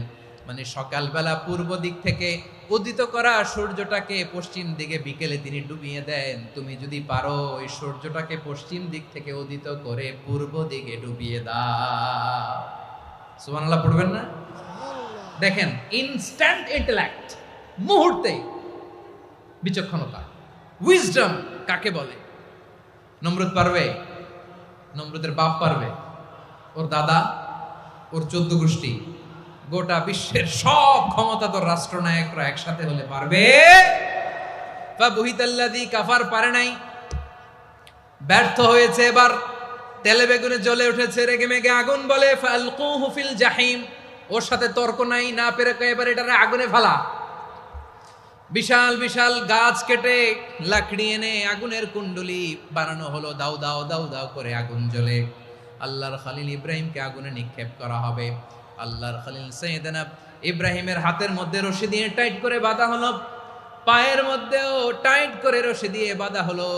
আল্লাহর খলিল ইব্রাহিমকে আগুনের কুণ্ডলীর মধ্যে ফেলা হবে। অমিয়া, আপনি যে বিপদের কারণে ভয় পান, হতাশ হন, এটা কোনো বিপদ ওনার বিপদের সামনে? পটুয়াখালী আওয়াজ করে বলুন, সৈয়দনা খলিল ইব্রাহিমের বিপদের সামনে আমাদের বিপদগুলো কোনো বিপদ? এটা কোনো বিপদই না, এটা কোনো বিপদই না। হাত পা বেঁধে টাইট করে নিক্ষেপ করা হবে, সিম্পলি ফেলা যাবে না, কারণ দাও দাও করে দ্য ব্লেজিং ফায়ার, এমন আগুনের কুণ্ডলী কাছে যাওয়া যায় না, আগুনের উত্তাপে নিক্ষেপ করা হবে। হাতে রশি বেঁধে পায়ে রশি বেঁধে আল্লাহর খলিল ইব্রাহিম আলাইহিস সালামকে আগুনের মধ্যে নিক্ষেপ করা হবে। আহা, এটার বলে অগ্নি পরীক্ষা। উনি অগ্নি পরীক্ষার সম্মুখীন হয়েছিলেন। এজন্য কঠিন পরীক্ষাকে আমরা অগ্নি পরীক্ষার সাথে তুলনা করি, ঠিক কিনা? সাইয়েদনা জিবরাইল এসে বললেন, ও আল্লাহর খলিল, ওরা তো আপনার হাতও বেঁধে ফেললো, পাও বেঁধে ফেললো, নড়াচড়ার সুযোগ নাই, বলেন আমি জিবরিল ফেরেশতা আপনার জন্য কি করতে পারি? আল্লাহর খলিল ইব্রাহিম বলেন, ও জিবরাইল, তোমার কাছে আমার কোনো চাওয়া পাওয়া নাই। সুবহানাল্লাহ বলেন। তোমার কাছে বলার কিছু নাই, তোমার সাহায্যের আমার দরকার নাই। সাইয়েদনা ইব্রাহিম আলাইহিস সালামকে হাতে পায়ে রশি বেঁধে হাত পা বাঁধা অবস্থায় জ্বলন্ত অগ্নিকুণ্ডে যখন নমরুদের দলবল নিক্ষেপ করবে, আল্লাহর খলিল কিভাবে নিজেকে আল্লাহর কাছে সঁপে দিয়েছেন, পটুয়াখালীর ভাইরা খেয়াল করে শুনুন। হাত পা বেঁধে আল্লাহর খলিলকে যখন নিক্ষেপ করা হবে, তিনি মুখ ফুটে বলে ফেললেন, হাসবুনাল্লাহু ওয়া নি'মাল ওয়াকিল। হাসবুনাল্লাহু ওয়া নি'মাল ওয়াকিল, আমার জন্য আল্লাহই যথেষ্ট, আমার জন্য আল্লাহই যথেষ্ট। তিনি আমার সবচেয়ে বড় গার্ডিয়ান, তিনি আমার সবচেয়ে বড় অভিভাবক। জিব্রাইলের সাহায্যে অফারকে ফিরিয়ে দিলেন, দুনিয়ার বুকে কারো কাছে কিছু বলেন নাই, মুখ ফুটে বলেছেন হাসবুনাল্লাহ। ও আমার পটুয়াখালীর প্রাণের ভাইয়েরা, খেয়াল রাখবেন, কোনো বান্দা তার হাতে থাকা সব চেষ্টাটুকুন করার পরে মুখ ফসকে মুখ দিয়ে যখন বলে ফেলে হাসবুনাল্লাহ, বান্দা যখন হাসবুনাল্লাহ বলে ফেলে, ওই ব্যাপারটা ডিল করার দায়িত্ব স্বয়ং আল্লাহ আরশের উপর থেকে নিয়ে নেয়। আপনি যখন বলে ফেলবেন হাসবুনাল্লাহ, এটা ডিলিং করবে কে তখন? চিল্লায় বলেন না, তিনি কে? বান্দা তার সাধ্যের সবটুকু চেষ্টার পরে নতজানু হয়ে যখন বলবে হাসবুনাল্লাহ, আল্লাহ তুমি আমার জন্য যথেষ্ট, নি'মাল ওয়াকিল, তুমি আমার শ্রেষ্ঠ অভিভাবক, তখন তার কি দরকার না দরকার এটা ডিল করে স্বয়ং আল্লাহ। নিক্ষেপ করা হলো সাইয়েদনা ইব্রাহিমকে অগ্নিকুণ্ডলিতে। হাজার হাজার মানুষের দৃশ্য দেখার জন্য জড়ো হয়েছে এরকম বিশাল ময়দানে। কিন্তু কি অবাক করা ঘটনা, সবাই ভয় পাচ্ছিল, না জানে কি হয়ে যায়। আল্লাহর খলিলকে যখন আগুনের কুণ্ডলিতে নিক্ষেপ করা হয়, আল্লাহর খলিল ইব্রাহিম আগুনের কুণ্ডলীর মধ্যে বসে বসে মানুষগুলোর দিকে তাকিয়ে হাসতে শুরু করে দেয়। কারণ আকাশ থেকে রব্বুল আলামিন স্পেশাল ভার্ডিক্ট নাজিল করেছেন, স্পেশাল হুকুম জারি করেছেন, কুলনা ইয়া নারু কুনি বারদান ওয়া সালামান আলা ইব্রাহিম। ও আগুন, খবরদার, সৃষ্টির শুরু থেকে তোকে একটা ধর্ম আমি বাতলে দিয়েছিলাম, তোর ধর্ম, আগুনের ধর্ম হলো যা পাবে জ্বালিয়ে সারখার করবে। আল্লাহ বলল, আগুন, তোর ধর্ম দিয়েছিলাম, তুই সব জ্বালিয়ে পুড়িয়ে সারখার করে দিবি, কিন্তু ক্ষণিকের জন্য আমি তোর জ্বালিয়ে দেওয়ার ক্ষমতাটাকে কেড়ে নিলাম, জ্বালিয়ে ভস্ম করে দেওয়ার ক্ষমতা আমি কেড়ে নিলাম। কুনি বারদান, ঠান্ডা হয়ে যা, কিন্তু এত বেশি ঠান্ডা হবি না আবার আমার ইব্রাহিমের জন্য সর্দি লেগে না যায়। সুবহানাল্লাহ, এত আস্তে বললে হবে? কুনি বারদান, বার্দ মানে বরফ, ঠান্ডা, ঠান্ডা হ, কিন্তু এত ঠান্ডা হবি না যাতে আমার ইব্রাহিমের কষ্ট হয়। আগুন বলে, আল্লাহ একবার বললাম ঠান্ডা হ, আবার বলো এত ঠান্ডা হবি না যাতে খলিলের সর্দি না লাগে। কেমন ঠান্ডা হব, কেমন এনভায়রনমেন্ট তৈরি করে দেব বলো? আল্লাহ বললেন, সালামান আলা ইব্রাহিম, আমার খলিল, আমার কলিজা, আমার ইব্রাহিমের জন্য তুই জান্নাতের গুল বাগিচা হয়ে যা। ও ভাই, নবী মুসার মতো ঈমান হলে রাস্তা হবে সাগর জলে, নবী ইউসুফের মতো ঈমান হলে একে একে দরজা খোলে। নবী ইব্রাহিমের মতন ঈমান যদি আজও থাকে বিদ্যমান, অগ্নিকুণ্ডে দেখতে পাবে খুবসুরত এক ফুল ভাগা। কুলনা ইয়া নারু কুনি বারদান ওয়া সালামান আলা ইব্রাহিম। বান্দা যখন মুখ দিয়ে বলে হাসবুনাল্লাহ, আমার আল্লাহ আমার জন্য যথেষ্ট, এই বলে যখন নিজেকে সঁপে দেয়, তার কি লাগবে ওই দায়িত্ব স্বয়ং নিয়ে নেয় কে? সবাই বলেন স্বয়ং নিয়ে নেয় কে? তাহলে আমার প্রিয় ভাইরা, বিপদের শুরুতেই আমরা বলবো ইন্না লিল্লাহ। শুরুতে কি বলবো? এরপরে যেই বাক্যটা পড়ে নিজের পরিস্থিতিকে আল্লাহর দরবারে সঁপে দিব, সেটা হচ্ছে হাসবুনাল্লাহ। সেটা কি? বিষ্ণু বলেন লা ইয়াজালু লিসানুকা রাতাবান মিন যিকরিল্লাহ। সব সময় আল্লাহর স্মরণ দিয়ে, জিকির দিয়ে জিহ্বাটারে সিক্ত রাখো। আর শয়তানু জাসিমুন আলা কলবি ইবনে আদম, শয়তান বনি আদমের কলবে খামচি মেরে বসে থাকে। ফাইদা যাকারাল্লাহ খানাসা, মানুষ যখন আল্লাহর স্মরণ করে জিকির করে, শয়তান দৌড়ে পালায়। ওয়া ইদা গাফালা ওয়াসওয়াসা, যখনই বনি আদম গাফেল হয়, তখনই শয়তান তার হৃদয়ে ওয়াসওয়াসা দেয়। এজন্য বিপদে পড়লে ইন্না লিল্লাহ, নিজের সবটুকুন করার পরে, নিজের রোল প্লে করার পরে নিজেকে আমরা কি বলে সঁপে দিব? সবাই বলেন, সবাই বলতে হবে। আরো জোরে বলেন, মনে থাকবে? বিপদে পড়লে প্রথমে ইন্না লিল্লাহ, এরপরে নিজেকে যখন সঁপে দিব তখন হাসবুনাল্লাহ। এরপরে কঠিন বিপদ যদি যখন বিশ্বনবী পড়তেন, তখন কি করতেন? এমন বিপদ মাঝে মাঝে হয় না, দেয়ালে পিঠ থেকে যায়, চোখে মুখে অন্ধকার, কি করব দিশা খুঁজে পাই না, এরকম হয় কখনো? হ্যাঁ, আপনাদের হয়? হয় না? তো জান্নাতে আছেন আপনারা। হয় হয় এরকম হয়েছে না যে দেয়ালে পিঠ থেকে গেছে, চোখে মুখে অন্ধকার, কই যাব, কি করব, বাঁচানোর কেউ না, এরকম হয়েছে কখনো আপনাদের? যদি হয় তাইলে এটার সলিউশন বলবো, না হইলে তো এগুলো বলে লাভ নাই। হয় হয় হয় বিশ্বনবী এরকম কঠিন বিপদে পড়েছেন জীবনের কিছু কিছু মুহূর্তে। ওই মুহূর্তে বিশ্বনবী স্পেশাল দুইটা দোয়া পড়তেন। এই দোয়াগুলো আপনাদেরকে জানিয়ে দেয়। বিশ্বনবী বলেন, কঠিনতম বিপদে যখন পড়বা, দেয়ালে পিঠ থেকে যায়, চোখে মুখে অন্ধকার, বাঁচার কোনো উপায় নাই, তখন পড়বা লা ইলাহা ইল্লা আনতা সুবহানাকা ইন্নী কুনতু মিনাজ জালিমিন।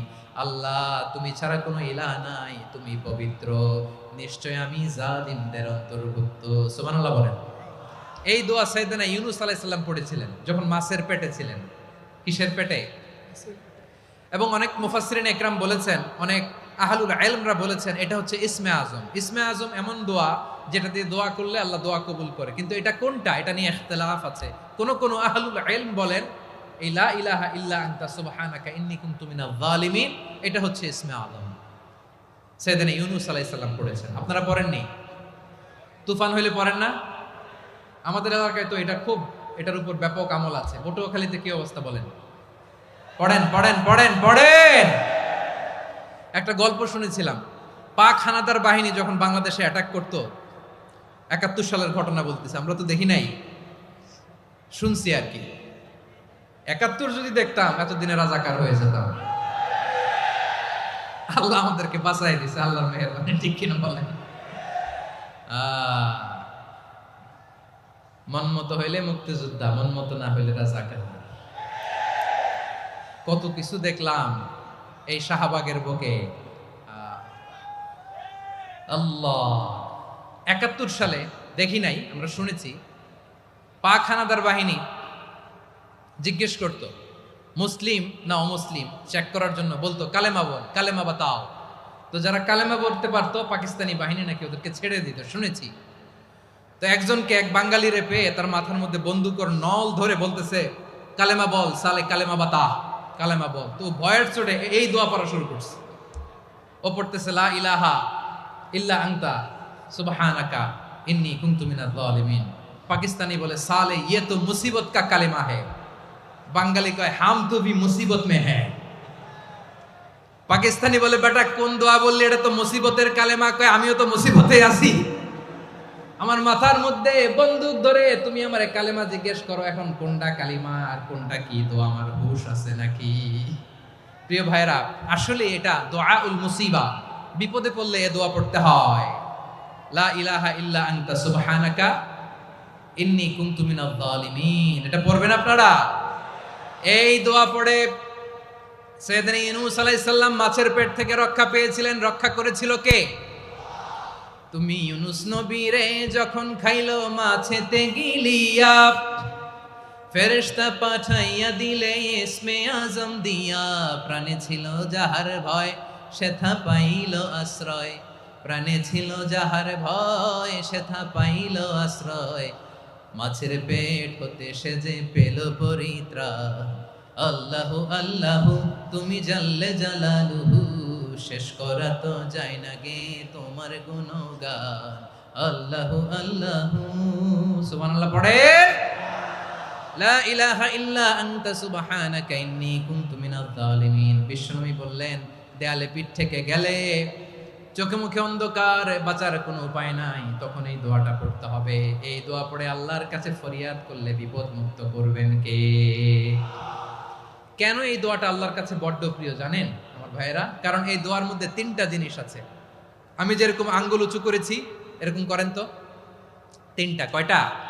তিনটা। এক নম্বরে হচ্ছে তাওহীদ, দুই নম্বরে তাসবিহ, তিন নম্বরে তাকরীর। আই রিপিট, আবারও বলছি, এক নম্বরে তাওহীদ, দুই নম্বরে তাসবিহ, তিন নম্বরে তাকরীর। এ দোয়াটা আল্লাহর কাছে এত পছন্দনীয় কারণ এ দোয়ার প্রথম অংশে আছে তাওহীদ, আল্লাহর একত্ববাদের ঘোষণা। লা ইলাহা ইল্লা আনতা, ও আল্লাহ আপনি ছাড়া কোনো ইলাহ নাই, উপাস্য নাই। এ কথা বললে আল্লাহ বড্ড খুশি হয়ে যায়। সুবহানাল্লাহ পড়েন। এ দোয়ার দ্বিতীয় অংশে আছে তাসবিহ, মানে আল্লাহর প্রশংসা, প্রশংসা সূচক বাণী। সুবহানাক সুবহানাক সুবহানাক, ও আল্লাহ আমি আপনার পবিত্রতা ঘোষণা করছি। সুবহানাক, এ কথা শুনলেও আল্লাহ খুশি হয়ে যায়। সুবহানাল্লাহ পড়েন। এই দোয়ার তৃতীয় অংশে আছে তাকরীর, তাকরীর মানে পাপের স্বীকৃতি। তাকরীর মানে কি? তাকরীর মানে পাপের স্বীকৃতি। এই দোয়ার তৃতীয় অংশে আছে ইন্নী কুনতু মিনাল জালিমিন, ও আল্লাহ আমি জালিমদের অন্তর্ভুক্ত। আল্লাহ আল্লাহ আমি জালেম, আল্লাহ আমি ভুল করেছি, অন্যায় করেছি, আল্লাহ আমি জালেমদের অন্তর্ভুক্ত। এই পাপের স্বীকৃতি, অ্যাকনোলেজমেন্ট আল্লাহ বড্ড পছন্দ করে। যখন আল্লাহর কাছে আপনি ছোট হবেন, ছোট হতে হতে যত ছোট হবেন, ওই দৃশ্যটা দেখতে আল্লাহ বড্ড পছন্দ করে। সুবহানাল্লাহ বলেন। তিন নম্বর অংশ ইন্নী কুনতু মিনাজ জালিমিন, আল্লাহ আমি জালেমদের অন্তর্ভুক্ত। সাইয়েদনা আদম আলাইহিস সালাম ভুল করে যখন নিষিদ্ধ গাছের ফুল খেয়ে ফেললেন, ফল খেয়ে ফেললেন, আল্লাহ বললেন আদম ক্ষমা পেতে চাইলে তুমি আর হাওয়া মিলে স্বীকৃতি দাও, পাপের স্বীকৃতি। আর পড়ো রব্বানা যালামনা আনফুসানা ওয়া ইল্লাম তাগফির লানা ওয়া তারহামনা লানাকুনান্না মিনাল খাসিরিন। ও আল্লাহ আমি আদম আর হাওয়া যালামনা আনফুসানা, আমরা আমাদের নফসের উপর বড্ড জুলুম করেছি। আল্লাহ ওয়া ইল্লাম তাগফির লানা ওয়া তারহামনা, আপনি যদি ক্ষমা না করেন, আপনি যদি দয়া পরবশ না হন, আপনি যদি রহম না করেন, আমরা তো ক্ষতিগ্রস্তদের মধ্যে শামিল হয়ে যাব। এই দোয়া করার সাথে সাথে সাইয়েদনা আদম আর হাওয়া আলাইহিস সালামকে ক্ষমা করে দিলেন কে?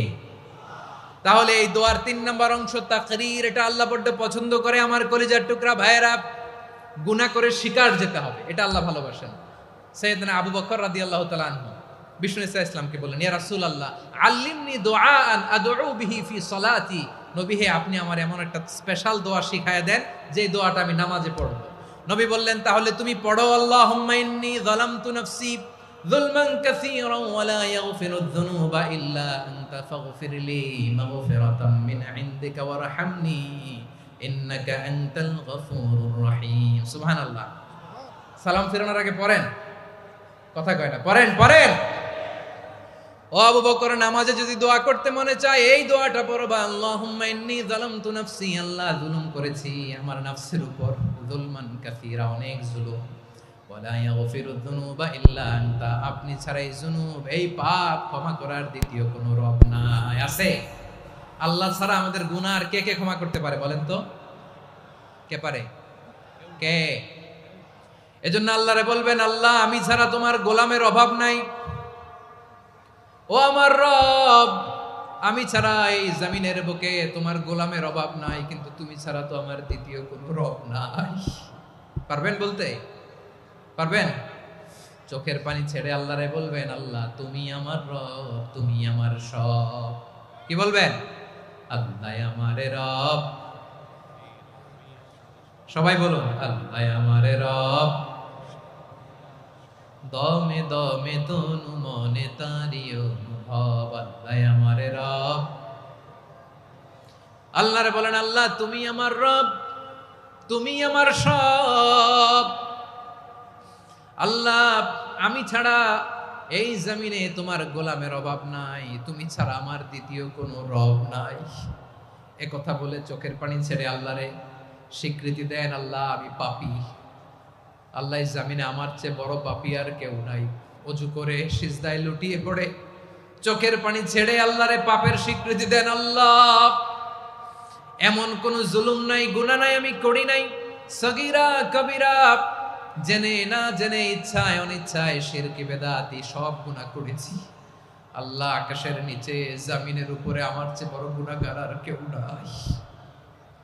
চোখের পানি ছেড়ে আল্লাহরে বলেন, আল্লাহ আমি ছাড়া তোমার গোলামের অভাব নাই, তুমি ছাড়া আমার দ্বিতীয় কোনো রব নাই, তুমি ছাড়া তো কেউ আমার গুনাহ ক্ষমা করার নাই, তুমি আমার রব, তুমি আমার সব। বলতে পারবেন? এই তাকরীর আমার পটুয়াখালীর ভাইয়া, এই স্বীকৃতিটা দেখতে আল্লাহ বড্ড ভালোবাসে, কারণ আমরা সবাই গুনাহগার। আমরা সবাই কি? বিশ্বনবী বলেন, কুল্লুকুম খাত্তাউন, বানি আদম তোমরা সবাই পাপী। সবাই কি? সবাই পাপী। আমরা সবাই পাপী। আপন পাপের বাটখারা দিয়ে অন্যের পাপ মাপি। আমরা যে পাপী এটা ভাবতে মনে চায় না কারো, খালি অন্যের পাপ দেখি আমরা, এটা ভুল। ওর এই পাপ, ও পাপী, ও জালেম, ও জাহান্নামী, এরকম একটা টেন্ডেন্সি। আমার যে কি হালাত এটার খেয়াল নাই। খেয়াল করতে হবে যে আমি সবচেয়ে বড় পাপী, ঠিক কিনা বলেন? পাপ করি নাই এমন কেউ আছি? হ্যাঁ আছি। কেউ না জানলেও জানে কে আমার পাপের ঘটনা? পৃথিবী না জানুক আমি তো জানি, আমি কি পাপ করেছি হায়। ও আমার কলিজার টুকরা ভাইরা, মাথাটাকে নিচু করে জীবনের সব গুনার ফিরিস্তিগুলো একটা একটা করে স্বীকার করে আল্লাহরে বলেন, আল্লাহ আমি পাপী। আল্লাহ আমার চেয়ে বড় পাপী এই দুনিয়াতে কেউ নাই। আকাশের নিচে জমিনের উপরে আমার চেয়ে বড় পাপী কেউ নাই। একটা একটা করে আল্লাহ স্বীকার করি আমি পাপী। সব পাপের স্বীকৃতি দিলাম। পৃথিবী না জানুক আমি তো জানি, আমি কি পাপ করেছি হায়।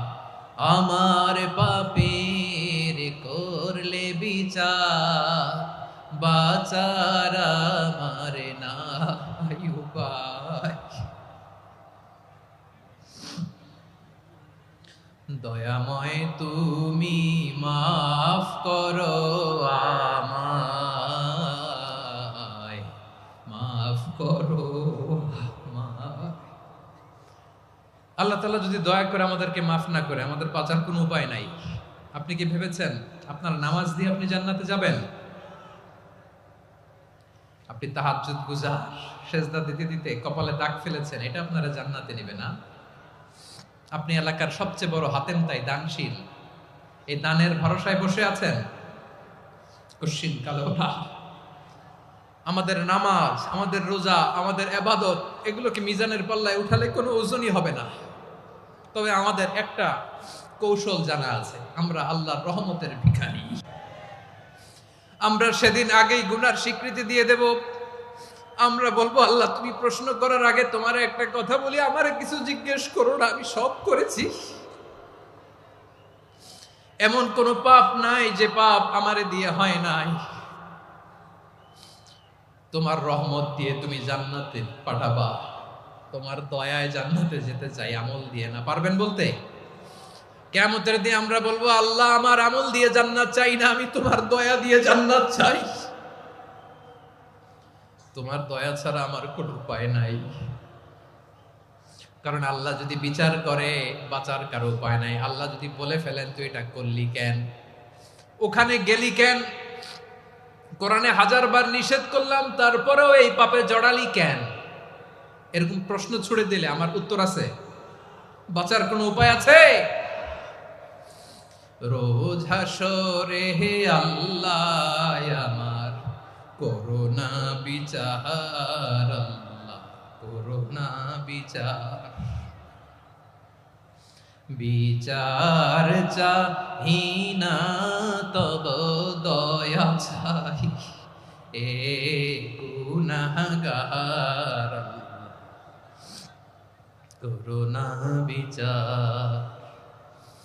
আপনার আমল দিয়ে জান্নাতে যাবেন? কি দিয়ে যাবেন? আল্লাহর দয়া দিয়ে। আল্লাহর রহম আর দয়া ছাড়া কেউ জান্নাতের চেহারাও দেখতে পাবে না। আমার প্রিয় ভাইয়েরা, এই দোয়া আল্লাহর কাছে পছন্দনীয় হওয়ার কারণ তিনটা। দোয়ার প্রথম অংশে আছে তাওহীদ, আল্লাহর একত্ববাদের ঘোষণা। এই দোয়ার দ্বিতীয় অংশ আছে তাসবিহ, আল্লাহর প্রশংসা সূচক বাণী। এই দোয়ার 3 নাম্বার অংশ পাপের স্বীকৃতি। তাহলে আমরা সবাই গুনাহগার। আমরা আল্লাহর কাছে পাপের স্বীকৃতি দিয়ে বলবো, ও আল্লাহ, ইন্নী কুনতু মিনাজ জালিমিন। আমরা জুলুম করেছি, পাপ করেছি, অন্যায় করেছি, আল্লাহ বুঝতে পারি নাই। শয়তানের ওয়াসওয়াসায় পড়ে, বন্ধুর পাল্লায় পড়ে, নফসের খায়েশ মিটাতে যে আল্লাহ করে ফেলেছি। তুমি গুনাহ না মাফ না করলে আমাদের গুনাহ মাফ করার দ্বিতীয় কেউ নাই। ঠিক কিনা বলেন? এভাবে অনুতপ্ত হয়ে যদি আল্লাহর কাছে দোয়া করেন, দেয়ালে পিঠ থেকে গেছে, কোনো রাস্তা নাই বের হওয়ার, ওই মুহূর্তেও আপনাকে বিপদ থেকে উদ্ধার করবে কে? বিশ্বনবী চরম বিপদে পড়লে 2টা দোয়া পড়তেন। প্রথম হলো এটা, লা ইলাহা ইল্লা আনতা সুবহানাকা ইন্নী কুনতু মিনাল জালিমিন। এই দোয়াটা আমরা বেশি বেশি পড়ব প্রিয় ভাইরা। রাজি আছেন? সবাই আওয়াজ করে পড়ুন ইনশাআল্লাহ। আমার প্রিয় ভাইয়েরা, বিপদে পড়লে বিশ্বনবী আরো একটা দোয়া পড়তেন, লা ইলাহা ইল্লাল্লাহুল আযীমুল হালিম, লা ইলাহা ইল্লাল্লাহু রাব্বুল আরশিল আযীম, লা ইলাহা ইল্লাল্লাহু রাব্বুস সামাওয়াতি ওয়াল আরদি ওয়া রাব্বুল আরশিল কারীম। এই যে বললাম, রেকর্ড হয়ে গেছে। এখন তো আর ইনস্ট্যান্ট মুখস্থ না হলো, পরে মুখস্থ করে নেবেন। আল্লাহ ছাড়া কোনো উপাস্য নাই, তিনি সুমহান, মহা সহিষ্ণু। আল্লাহ ছাড়া কোনো উপাস্য নাই, তিনি সুমহান, আরশের অধিপতি। আল্লাহ ছাড়া কোনো উপাস্য নাই, তিনি আকাশের মালিক, জমিনের মালিক, তিনি সুবিশাল আরশের অধিপতি। সুবহানাল্লাহ পড়েন। এই দোয়াটা কেউ যদি পড়ে যদি এর ওসিলা করে দোয়া করে, তাকে বিপদ থেকে মুক্তি দেয় কে? মনে থাকবে আপনাদের? তাহলে বিপদের প্রথম ধাক্কায় কি যেন পড়তে হয়? ইন্না লিল্লাহ। তারপরে কি বলে আল্লাহর কাছে নিজেকে সঁপে দিতে হয়? দেয়ালে পিঠ থেকে গেলে লা ইলাহা ইল্লা আনতা সুবহানাকা ইন্নী কুনতু মিনাজ জালিমিন। 2 নাম্বার হচ্ছে লা ইলাহা ইল্লাল্লাহুল আযীমুল হালিম, লা ইলাহা ইল্লাল্লাহু রাব্বুল আরশিল আযীম, লা ইলাহা ইল্লাল্লাহু রাব্বুস সামাওয়াতি ওয়াল আরদি ওয়া রাব্বুল আরশিল কারীম। মনে থাকবে? ইনশাআল্লাহ বলেন সবাই, আওয়াজ করে সবাই ইনশাআল্লাহ। অনেক সময় এমন হয়, হঠাৎ বিপদের সম্মুখীন হই আমরা, রেডি হয়ে বের হইছে অফিসে, হঠাৎ অ্যাক্সিডেন্টে পড়ে যাই, হঠাৎ পেটের ব্যথায় অজ্ঞান। এরকম হয় না? আপনাদের হয় না? বিষ্ণু ইসলাম বলেন, আকস্মিক দুর্ঘটনার বিপদ থেকে যদি কেউ বাঁচতে চায়, সকাল সন্ধ্যা যেন প্রত্যেকে এই দোয়াটা পড়ে। সকালে যদি 3 বার পড়ে, সন্ধ্যা পর্যন্ত হঠাৎ বিপদ থেকে সে রক্ষা পাবে। To be protected from sudden calamity, sudden disaster, sudden calamity. হঠাৎ বিপদ, হঠাৎ ভয়ঙ্কর কোন আকস্মিক বিপদ থেকে আল্লাহ বাঁচায় দিবে। সকালে পড়লে সন্ধ্যা পর্যন্ত প্রোটেক্টেড, সন্ধ্যাবেলায় যদি 3 বার পরে সকাল পর্যন্ত প্রোটেক্টেড। সুবহানাল্লাহ পড়ে। দোয়াটা কি? দোয়াটা হচ্ছে বিসমিল্লাহিল্লাযী লা ইয়াদুররু মা ইসমিহি শাইউন ফিল আরদি ওয়ালা ফিস সামাই ওয়া হুয়াস সামিউল আলিম। ছোট না? অনেক ছোট, মুখস্থ করবেন। বিসমিল্লাহিল্লাযী লা ইয়াদুররু মা ইসমিহি শাইউন ফিল আরদি ওয়ালা ফিস সামা। ওই আল্লাহর নাম নিচ্ছি, যে আল্লাহর নামের বরকতে আকাশ জমিনের কোনো কিছু কারো কোনো ক্ষতি সাধন করতে পারে না। তিনি সর্বশ্রোতা, সর্বজ্ঞ। সুবহানাল্লাহ পড়েন। পড়বেন এই দোয়াটা, বিসমিল্লাহিল্লাযী লা ইয়াদুররু মা ইসমিহি শাইউন ফিল আরদি ওয়ালা ফিস সামাই ওয়া হুয়াস সামিউল আলিম। ফজরের পরে 3 বার, মাগরিবের পরে 3 বার যদি কেউ পড়ে, প্রোটেক্টেড। যে কোনো হঠাৎ বিপদ থেকে প্রোটেক্টেড। প্রোটেক্ট করেন কে? ওই আল্লাহর নাম নিচ্ছি যে আল্লাহর নামের ওসিলায় আকাশ জমিনের কোনো কিছু কোনো ক্ষতি করতে পারে না। সুবহানাল্লাহ পড়েন। আচ্ছা, এবার আমাদের জীবনে দুশ্চিন্তা আছে না নাই বলেন? Tension, hyper tension, anxiety, depression, চিন্তা টেনশন নাই এরকম কে কে আছে দেখি, হাত তোলেন। ওই যে হাত তুলছে এক আল্লাহর ওলি, ওই যে টেনশন নাই তোমার, মাশাআল্লাহ। ও না বুঝে তুলছে, জোকের চোটে, জোশের ঠেলায় ধাক্কায় তুলে ফেলছে। সবার জীবনে টেনশন আছে না নাই? এই দুশ্চিন্তা, পেরেশানি, মারাত্মক পেরেশানি থেকে মুক্তি পাওয়ার জন্য বিষ্ণু ইসলাম দুটো দোয়া পড়তেন। কয়টা? অনেকগুলো পড়তেন। স্পেশাল দুটো দোয়া আজকে আপনাদের শিখায়া যাব, শুনবেন না? কষ্ট হচ্ছে? সংক্ষিপ্ত মুনাজাত দিয়ে দেই। ওরে আল্লাহ, আমি তো 9:30 ক্রস করে ফেলছি মাসুদ ভাই, খেয়াল করে নেই। আরো কয়েক মিনিট, ঠিক আছে ঠিক আছে। পেরেশানিতে পড়লে, টেনশনে পড়লে এই দোয়াটা, প্রিয় ভাইরা, বিষ্ণু ইসলাম যখন খুব বিপদে পড়তেন, দুশ্চিন্তা ওনাকে ঘিরে ধরতো, উনি পড়তেন ইয়া হাইয়ু ইয়া কাইয়ুম বিরহমাতিকা আস্তাগীথ, ইয়া হাইয়ু ইয়া কাইয়ুম বিরহমাতিকা আস্তাগীথ, ইয়া হাইয়ু ইয়া কাইয়ুম, হে শাশ্বত অবিনশ্বর, হে চিরঞ্জীব, বিরহমাতিকা আস্তাগীথ, তোমার রহমতের উসিলায় তোমার কাছে ফরিয়াদ করি। এটা পড়তেন। আবার আরেক বর্ণনায় এসেছে ইয়া হাইয়ু ইয়া কাইয়ুম বিরহমাতিকা আস্তাগীথ আসলিহ লি শা'নি কুল্লাহু ওয়ালা তাকিলনি ইলা নাফসি তরফাতা আইন। আসলিহ লি শা'নি কুল্লাহ, আল্লাহ আমার সবকিছু আপনি সেটেল করে দেন। আমাদের সব ঝামেলা সেটেল করে দিতে পারে কে? আমরা তো সেটেলমেন্টের জন্য এসপি সাহেবের কাছে যাই, ডিসি সাহেবের কাছে যাই, অমুক ভাইয়ের কাছে যাই, তমুক ভাইয়ের কাছে যাই। এই দোয়া পড়লে আরশের উপর থেকে আপনার ম্যাটার সেটেল করে দিবে কে? তাহলে পড়বেন ইয়া হাইয়ু, এ চিরঞ্জীব। হাইয়ু মানে চিরঞ্জীব, যিনি চিরকাল বেঁচে থাকবেন, মরবেন না। আল্লাহ মরবেন? তার কোনো লয় আছে? ক্ষয় আছে? সূরা রহমানে আল্লাহ বললেন কুল্লু মান আলাইহা ফানি ওয়া ইয়াবকা ওয়াজহু রাব্বিকা যুল জালালি ওয়াল ইকরাম ফাবিআইয়ি আলাই রাব্বিকুমা তুকাযিবান। জমিনে যা আছে সব ফান, ভ্যানিশ হয়ে যাবে, নিশ্চিহ্ন হয়ে যাবে, শেষ হয়ে যাবে, সব বিলুপ্ত হয়ে যাবে, একজন ছাড়া। জোরে বলেন তিনি কে? ইয়া হাইয়ু। আমার সাথে আওয়াজ করে পড়েন ইয়া হাইয়ু ইয়া কাইয়ুম ইয়া হাইয়ু ইয়া কাইয়ুম বিরহমাতিকা আস্তাগীথ আসলিহ লি শা'নি কুল্লা ওয়ালা তাকিলনি ইলা নাফসি তরফাতা আইন। এভাবে দোয়া করলে আপনাকে বিপদ মুক্ত করবে কে? এই দোয়াটা কেন পছন্দ আল্লাহর কাছে? কারণ এখানে আল্লাহর দুইটা সুন্দর নাম আছে, গুণবাচক নাম, আল হাই, আল কাইয়ুম। এই দুটো নাম আছে এখানে। আবার এই দুইটা আয়াতুল কুরসির অংশ। আয়াতুল কুরসির শুরু তো এটা আছে না নাই? হ্যাঁ, আছে না নাই? 3 নাম্বার কারণ, এটা ইসমে আজম। কোন দোয়াটা ইসমে আজম? যে দোয়া ওসিলায় দোয়া করলে আল্লাহ দোয়া ফেরায় না। অনেকগুলো মত আছে, সবচেয়ে ভ্যালিড মত হচ্ছে এটা, ইয়া হাইয়ু ইয়া কাইয়ুম।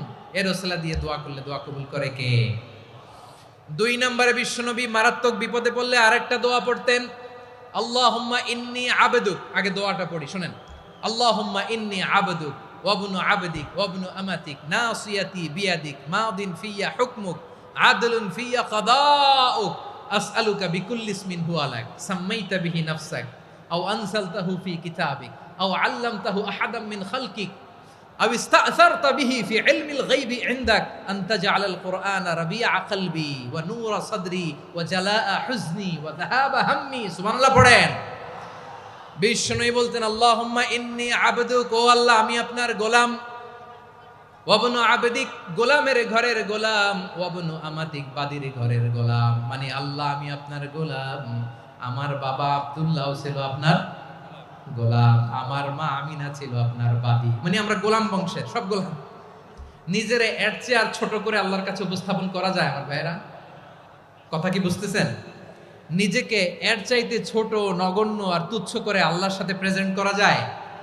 বিশ্বনবী বললেন ও আল্লাহ আমি আপনার গোলাম, গোলামের ঘরের গোলাম, দাসীর ঘরের গোলাম, নাসিয়াতি বিয়াদিক, আমার মাথার চুলের ছুটি আপনার হাতের মুঠোয়।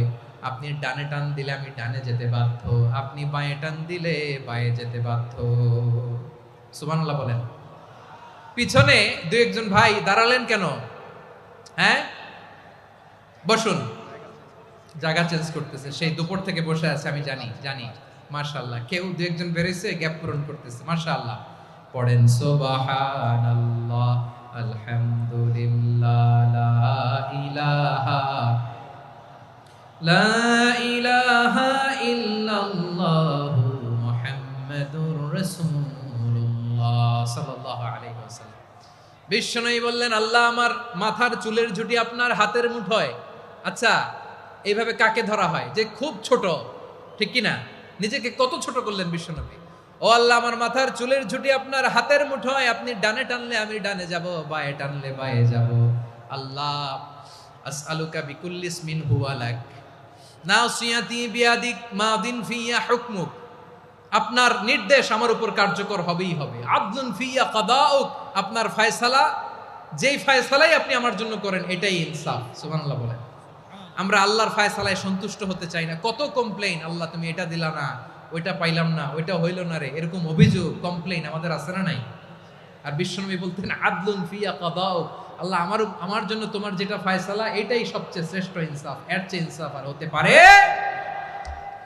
এভাবে কায়মান বাক্যে আল্লাহর কাছে বিশ্বনবী দোয়া করতেন।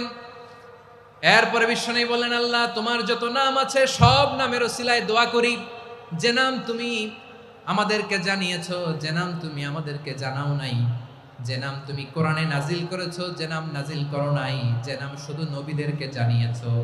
আর আল্লাহর এমন কিছু চমৎকার চমৎকার সুন্দর সুন্দর নাম আছে, এই নামগুলো রব্বুল আলামিন কাউকে জানাবে না। সুবহানাল্লাহ বলেন।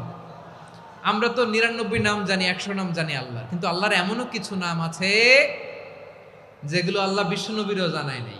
এগুলো আল্লাহ ইলমুল গায়বে রেখে দিয়েছেন। দোয়ার সময় বলবেন, আল্লাহ তোমার যেই নামগুলো জানি, যেগুলো জানি না, যেগুলো কোরআনে আছে, যেগুলো নাই, যেগুলো নবীরে খাস ভাবে জানাইছো ওগুলোর উসিলায়, যেগুলো কোনোদিন জানাবাও না, তোমার ওই নামের উসিলাও তোমার কাছে চাই।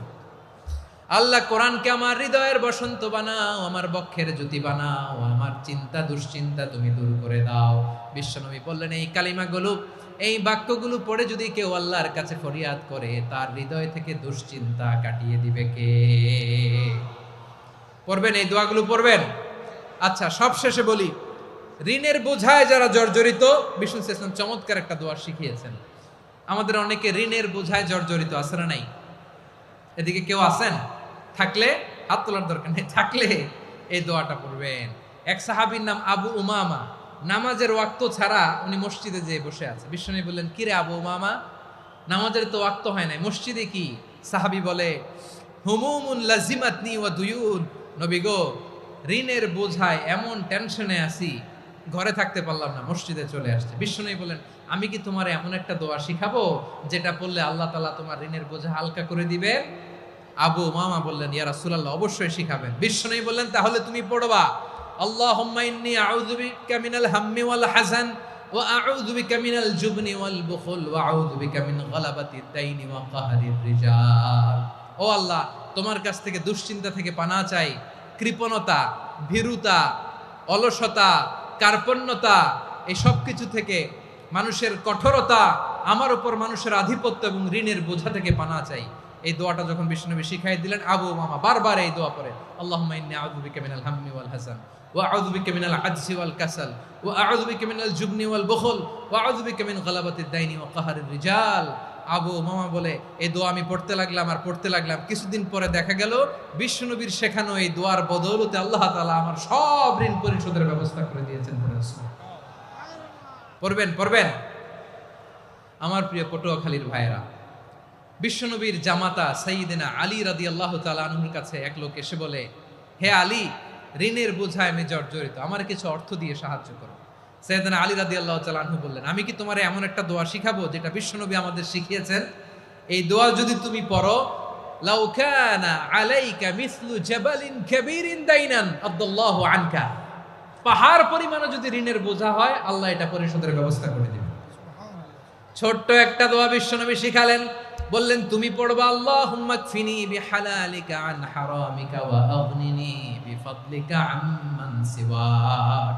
মুখস্থ আছে? হ্যাঁ আছে। আল্লাহুম্মা কফিনি বিহালালিকা আন হারামিক, আল্লাহ তোমার হালাল দিয়ে আমাকে পরিতুষ্ট করো, হারাম থেকে বাঁচিয়ে রাখো, আর তোমার অনুগ্রহে মানুষের মুখাপেক্ষী যেন আমি না হই, আমি যেন সবসময় তোমার মুখাপেক্ষী হয়, ওই তৌফিক দিও। সুবহানাল্লাহ পড়ে। এই দোয়া বেশি বেশি পড়লে ঋণের বোঝা হালকা করে দিবে কে? তাহলে প্রিয় ভাইয়েরা, বিপদে পড়লেই প্রথমে কি পড়বেন? পটুয়াখালী ভুইলা গেছে। বিপদে পড়লেই প্রথমে ইন্না লিল্লাহ কি বলে নিজেকে আল্লাহর কাছে সঁপে দিতে হয়? হাসবুনাল্লাহ। চরম বিপদে দেয়ালে পিঠ থেকে গেছে, তখন লা ইলাহা ইল্লা আনতা সুবহানাকা ইন্নী কুনতু মিনাজ জালিমিন। এরপরে লা ইলাহা ইল্লাল্লাহুল আযীমুল হালিম, এই দোয়া। আকস্মিক বিপদ, হঠাৎ যেন কোনো বিপদ আমাকে পেয়ে না বসে, এটার জন্য বিসমিল্লাহিল্লাযী লা ইয়াদুররু মা ইসমিহি শাইউন ফিল আরদি ওয়ালা ফিস সামাই ওয়া হুয়াস সামিউল আলিম। সকালে 3 বার, রাতে 3 বার। আর মারাত্মক tension, hyper tension, anxiety, depression থেকে বাঁচার জন্য 2 দোয়া, ইয়া হাইয়্যু ইয়া কাইয়্যুম, ইয়া হাইয়্যু ইয়া কাইয়্যুম, মনে থাকবে? আর আল্লাহুম্মা ইন্নী আবদুক, এই দোয়া। ঋণ থেকে বাঁচার জন্য 2 দোয়া, আল্লাহুম্মা ইন্নী আউযু বিকা মিনাল হাম্মি ওয়াল হাযান, এটা। আর আল্লাহুম্মা কফিনি বিহালালিকা আন হারামিকা ওয়া আগনিনি বিফাদলিকা আম্মান সিওয়াক। আর সব সময় পড়ার জন্য একটা আমল দিয়ে যাই, উঠতে বসতে, অফিসে যাচ্ছেন, অফিস থেকে ফিরতেছেন, বসে আছেন, শুয়ে আছেন, ছোট্ট এক শব্দে আমরা যেন বেশি বেশি পড়ি আস্তাগফিরুল্লাহ। আওয়াজ করে আমার সাথে পড়ুন আস্তাগফিরুল্লাহ। আবার পড়ুন আস্তাগফিরুল্লাহ। আল্লাহ রাসূল সাল্লাল্লাহু আলাইহি ওয়াসাল্লাম বলেন, মান লাজিমাল ইস্তিগফার, যে সব সময় এরকম ইস্তিগফারের সাথে লেগে থাকে, জাআলাল্লাহু লাহু মিন কুল্লি যিকিন মাখরাজা, আল্লাহ তাআলা তাকে কোনো বিপদে আটকান না, সে জীবনে আটকাবে না। যে কোনো বিপদে আল্লাহ তার রাস্তা বের করে দিবে, way out, you will get a way out and solution. সুবহানাল্লাহ। ওয়া মিন কুল্লি হাম্মিন ফারাজা, দুশ্চিন্তা মুক্ত হবে। ওয়ারযুকহু মিন হাইসু লা ইয়াহতাসিব, এমন জায়গা থেকে আল্লাহ রিজিকের বন্দোবস্ত করবে যেটা সে কল্পনাও করে নাই। আওয়াজ করে পড়েন সুবহানাল্লাহ। তাহলে মনে থাকবে আস্তাগফিরুল্লাহর কথা। সব শেষ কথা বলবো, সব শেষ আমার প্রিয় ভাইয়েরা। এটা গেল নিজের বিপদ। কিসের বিপদ? নিজে যদি বিপদে পড়েন। অন্যের বিপদ যদি দেখেন, এটার জন্য একটা দোয়া আছে। অনেক সময় আমরা দেখি হাসপাতালে ক্যান্সারের 3rd স্টেজে চলে গেছে, লোকটা হ্যাংলা হয়ে, চিকন হয়ে, হায়রে কি কষ্ট পায়, দেখি না? বিষ্ণু বলে, একটা দোয়া যদি কেউ অন্যের কোনো বিপদ দেখে পড়ে, ওই বিপদ তার জীবনে কখনো আসবে না। শুনবেন? শোনার আগ্রহ আছে? অনেক সময় হয় যে আমরা মহাসড়ক দিয়ে যখন চড়ি, দুর্ঘটনায়, আইরে আল্লাহ, দুর্ঘটনায় মানুষের মাথা একদিকে, দেহ আরেকদিকে, ব্লিডিং, এরকম হয় না? আল্লাহ তুমি হেফাজত করো। বিশ্বনবী বলেন, এই দুর্ঘটনা দেখে কেউ যদি এই দোয়াটা পড়ে, তার জীবনে সে কোনোদিন এরকম অ্যাক্সিডেন্টের সম্মুখীন হবে না। শুনবেন? বিশ্বনবী বলেন, অন্যের বিপদ দেখে কেউ যদি পড়ে, আলহামদুলিল্লাহিল্লাযী আফানি মিম্মা বতালাকা বিহি ওয়া ফাদ্দালানি আলা কাসীরিন মিম্মান খালাকা তাফদীলা, মানে প্রশংসা সে আল্লাহর, যে আল্লাহ তাআলা তোমাকে যেই জিনিস দিয়ে পরীক্ষা করেছে, আমাকে ওইটা থেকে বাঁচিয়ে দিয়েছে। তোমাকে আল্লাহ যেই বিপদে ফেলেছে, আমাকে ওই বিপদ থেকে তিনি মুক্ত রেখেছে, আর তার অনেক সৃষ্টির উপর আমাকে তিনি প্রাধান্য দিয়েছে। সুবহানাল্লাহ পড়েন। যে কোনো বিপদ, কারো ক্যান্সার দেখে যদি এই দোয়াটা আপনি বিশ্বাসের সাথে পড়েন, জীবনে কোনোদিন ক্যান্সার রোগে আক্রান্ত হবেন না। দুর্ঘটনা দেখে যদি পড়েন, ওই দুর্ঘটনা আপনাকে স্পর্শ করবে না। যে কোনো কারো বিপদ দেখে যদি কোনো বিশ্বাসী বান্দা এই দোয়া পড়ে, বিশ্বনবী বলেন, লাম ইউসিবহু যালিকাল বালা, ওই বিপদ তাকে আর ধরবে না। উফিয়া মিনহু মিন যালিকাল বালা কাইনাম মা কান, সে যতদিন হায়াত পাবে কোনোদিন ওই বিপদ তাকে স্পর্শ করবে না। এই দোয়াটা পড়তে রাজি আছেন আমার প্রিয় ভাইরা? তাহলে পুরো আলোচনার সেন্ট্রাল থিম হচ্ছে, আমাদের জীবনে বিপদ আসবে, কষ্ট আসবে, দুঃখ আসবে, কিন্তু বিপদে আপদে আমরা হাল ছেড়ে দিব না, হতাশ হব না। মুমিন হতাশ হয় না, নিরাশ হয় না, হাল ছেড়ে দেয় না। মুমিন ভরসা রাখে একজনের উপর। আওয়াজ করে বলুন, যিনি কে? বিপদে পড়লে আমাদেরকে উদ্ধার করে কে? আবার আমাদেরকে যদি কোনো নেয়ামত আল্লাহ দিতে চান, ওইটা কেড়ে নেওয়ার ক্ষমতা কারো আছে? তাহলে আমরা কানেক্টিভিটি বাড়াবো কার সাথে? আমাদের প্রার্থনার ফরিয়াদের হাত তুলবো কার কাছে? রাজি আছেন? পটুয়াখালীর ভাইয়েরা, মনে থাকবে কথাগুলো? আল্লাহ তাআলা আমাদের সবাইকে কথাগুলো বোঝার ও আমল করার তৌফিক দান করুন।